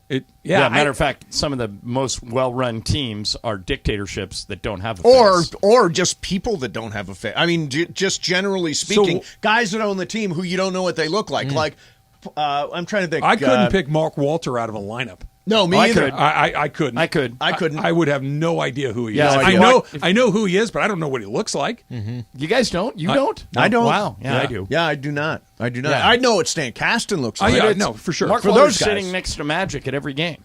Yeah, I'm too busy looking at Magic, I guess. yeah. No, I do not know what. So Mark why do they Walter put those looks like. guys in the group? You think is it just cachet? Is Yes. it just they want to be around other famous Well, people? at the time, in the case of the Dodgers, it was they were coming off of Frank McCourt, and they desperately needed goodwill. The last thing people wanted was a bunch of bean counters that were like Frank McCourt that they didn't know anything about. So they hitched Magic Johnson to the ownership group, and it gave him instant credibility. Jay-Z is the perfect one for Brooklyn at that time, from Right. Brooklyn. Right. In D.C., anybody is better than Daniel Snyder. Seriously. Like, you could take anybody who loses an election today and put him in that ownership group, and it would be better Now than you're Snyder. not allowed to own NBA and MLB together, right? Well, it's... Didn't Magic it have to seems to be- sell? Okay, so I'll tell Magic you- had to sell his 5%. share. Yeah, he sold it to Patrick Soon-Chung, but let me tell you what happens a lot. So when Stan Kroenke bought the Rams, he already owned the Nuggets. Right. He gave them to his son, Oh, okay. Josh. So now Josh is the owner of So the there's a Nuggets. workaround. Yeah. Yeah, there's a workaround. So there's things you can do. that I was going to say the Cronkies, they've got an MLS team. I believe they own the Avalanche too. Don't Yeah, they they have do. a team in every sport? Yeah. Right. Is it the NBA that has the rule that you can't own multiple teams? I think it's the No, it's got to be Major League Baseball has that rule, right? That's the only thing he doesn't have, right? He doesn't And they own the all have Rockies. soccer teams. By the way, Kroenke, Kroenke has Arsenal, Yeah, he's Arsenal. and I think the Glazers who own Tampa have Man U. Man U, yeah. And who's the new owner of the Broncos? That's Walton. What's his first name? Rob Walton, I think. He's the Walmart heir. Right. Yes. He's Well, actually got that's more money. That's Kroenke. He's got Right. more money than Stan does, the guy that just bought the Broncos. He's the second richest he could owner in win- sports. He could win that lottery you were talking about, and it wouldn't mean anything. How about that in Yeah. Altadena? Altadena! like what, 10, 12 miles from me? Did you buy any tickets? Yeah, you did. $20 worth. Did you, John? Were you in on it at all? Worth. I think my wife did, but I can't remember. I've been running around. Altadena. I don't know. Would you be gone? Would we ever see you again? Because I would be long gone. Well, you and I never are so heard the from same in again. this regard. You would. If you send me a text, I'd say, "Hey, good to hear from you, Steve," and that would be it. That would be it. I'm not sure I respond if you send me a text. He would leave. Look, he would leave right now. Like he wouldn't. He would leave everything there. His jacket stays there too. Everything just I don't stays. need that jacket. I'm getting a gold jacket. I'm going to go buy a diamond encrusted car and see. I've always argued that even if Ireland won the $1 billion or $2 billion or whatever, he'd still be doing Laker games. He might not be doing Mason and Ireland, but he'd still be doing Laker games. They'd probably fire me. No, what would they fire you for? You saying something stupid. Yeah, that's true. Yeah. That'll get you. You got to have something to do. And so like the Laker thing, right? The Laker play-by-play gig, that could just be a passion project that you don't need it for the money. You take his own You're private just jet to all the games. He's Diving with his team charter. You don't even fly with the team anymore. I know. I would hire Michael to buy me a plane because Michael knows a lot about Yes, he private does. planes. That's I right. said, in return for you picking out and purchasing my plane, you can ride with me. That's right. Well, somebody's got to fly it, but then it's just the three of you guys on it, and you'll meet him at the city. Let me see who else I would. Billy Mack and Stu. Billy Mack and Stu there. can go. Trudell can go. Other than that, special compartment for the clubs. Yeah. If it's between the clubs and Trudell, he's out. Yeah. You can just put Trudell in the overhead compartment. You know, I don't know if I can tell this story. I think I can because it was so many years ago. You ready? Yes. Yeah. We bet Trudell once. This is when we had a previous airline carrier, not the one we have now. Okay. We bet Trudell. A bunch of us said, we'll give you $50 if you spend 20 minutes in the overhead compartment. He did it. Are you kidding me? He did it for 50? He took his phone and read a book. Wow. That's awesome. I'm dumbstruck. His first year with us, like way back in the beginning. It was $50 awesome. for that's like being in the box in a World War II movie. No, where they put you and on he was fine. We bridge left over the door river open Kwai. so he could breathe. He was just up there hanging out. Left the door open so he could breathe. No, if you So close the considerate. door, that's like being tortured. Yeah. That's like being waterboarded. Yeah, well, what if you don't want the light? If you try to take a nap. Under the new FAA, we probably couldn't get away with that, but back in the day we could. You'd come to work the next day? Yeah. I'd want to gloat. And then he'd take Trav. Wouldn't you want to gloat? And then he would take the next 6 weeks of off and vacation. Hey, I got $2 million. Once you were done parading around, letting everybody know that you'd won. I'm a double billionaire. Mace would just be, just bought this. Yep. Just bought that. It'd be great stories from then on. So anyway, I took my jet last night. Yeah, exactly. No, a very relatable man of the people guy. John, I thought that the Lakers were going to be a defensive first team. What's up with the multiple 130 Well, point here's games? what's weird about them. They started good defensively, like over the first 5 or 6 games. Yeah. And now they've figured out the offense, and the defense is terrible. So somewhere in there's a blueprint to get it figured out, but 2-8's not going to cut it. So it'll be interesting to see. But I'm surprised at how they're losing because they were so good defensively for the first 5 or 6 games, and for the last 5 or 6, the offense has been good, especially Westbrook. Westbrook's been great. Yeah, he has. I said to Al, I said that it's kind of the same idea that when you know what he's shooting from 3 since he went to the bench. 35%. 54%. Shut up. Is he really? Yeah. He's been great. Nobody can look at that team and say it's because of Westbrook. No, it's not. It's not. Not That's right the now. problem is you don't know. Been it's multiple things, right? Yeah, like, right now it's the D, right? I mean, 139 on the heels of 130 on the heels of another 120-something the other day. Which is super weird because early in the season they were giving up 20, 21, 22-point quarters, and now they're giving up 40-point quarters. So I have asked Michael this when I was doing the pregame with him, that he's always been of the opinion that defense is all about want and effort and desire, right? Is that what it is? Is it just, okay, we're getting our offense figured out, therefore I'm going to do a little bit less on the other end? Because 139 points is not just I missed an assignment here or there. Well, that's it's a complicated answer. For example, if you're turning it over, and Lakers have been turning it over a little bit, that's going to lead to fast breaks and easy points on the other end. If you don't defend the three-point line well, in other words, if you're packing it in to protect the rim and you don't pretend the three, and a team like Utah that's a really good three-point shooting team lights you up like they did last night. I think they shot 40% from 3. Yeah. That contributes to it. So there's a lot to it. But, the one thing that's consistent from the beginning, I said that they were really good defensively early, and they've been good offensively lately, is that they can't shoot. They're the worst three-point shooting team in the NBA. And so the question remains, if you're going to give up 40-point quarters fairly consistently, and you guys should look at the next 10 games on the schedule. There's 7 winnable games. Yeah, it gets much easier here. 3 against Sacramento's coming up. Now, if they go 2-8 on the next 10, then I think you got to ask yourself, well, we're not defending, so let's trade some of these guys for people who can shoot. Because you got to bring shooters in. The next 10, Sacramento, Brooklyn, Detroit, 3 against San Antonio. So those are potentially 6 wins right there. Portland, Phoenix, Indianapolis, and Portland. Yeah. Indiana, yeah. So in there's 6-7 potential wins. If they don't win those games, if they're just, barely treading water. Still struggling. What if they're 5-15 or something like that, 6 and 14? Then I think you got to juggle it.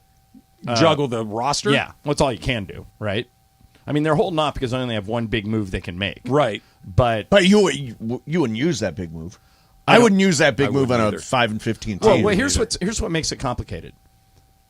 Everybody has a different idea of what they should do. Trav, I think what you would do is start the rebuild now. I would. You would get rid of LeBron, get rid of AD. I'd trade AD. Been saying it for a year. Trade AD. Yes. Right. Now, Mace would keep LeBron, and he would trade AD. Yes. I think Sliwa and I would keep LeBron and AD, and then whatever you do with the rest of it, go ahead. We can't trade LeBron until the end of the year, right? That's when the first. Well, I'm just saying philosophically. Yes. That's why Rob's job is hard, because everybody is sure they're right, of what they should do. And he doesn't have a lot of moves he can make. So when he does make a move, it's got to be a really good one. So that's what's complicated here. Although he did put this roster together. He put this roster together of guys who can't shoot. That's the part, Mace, that gives me the greatest pause of all, is that the person who created this is the person that's going to make the decision. Yeah. And that's the part to me that makes it go, oh, boy. Right? And that doesn't mean he can't make the right decision, but the decisions that we've seen so far have been underwhelming. Well, except that he's the exact same guy who made all the decisions that when you won the title in the bubble. And at that time, everybody said, I can't believe, you're stuck with Timofey Mozgov, you're stuck with Will Deng, there's absolutely nothing you can do. Yeah, but and he maneuvered. The other part, I don't know. Yeah, they stretched Deng. He maneuvered out of that, went out and got KCP, probably because of his relationship with Clutch. The Kuzma move was brilliant. And then they undid all the good that they did, and now the question is, can he do it again? Clippers tomorrow night, Yep. and then we know that'll go well. I was going to say that's why I started Clippers tomorrow, and then it's like the Rams and Niners, the Rams and Cardinals. We finally got the Rams and Cardinals. One of the things that's weird is the Clippers aren't good. They're 6-5. The Warriors are 4-7. There's all these teams that we all thought were going to be great that stink. Utah is. Would you be shocked though, John, if I said to you right now, you got to bet yes or no, are the Clippers in the playoffs? Yes. Does Kawhi play at all? Let's say he does not.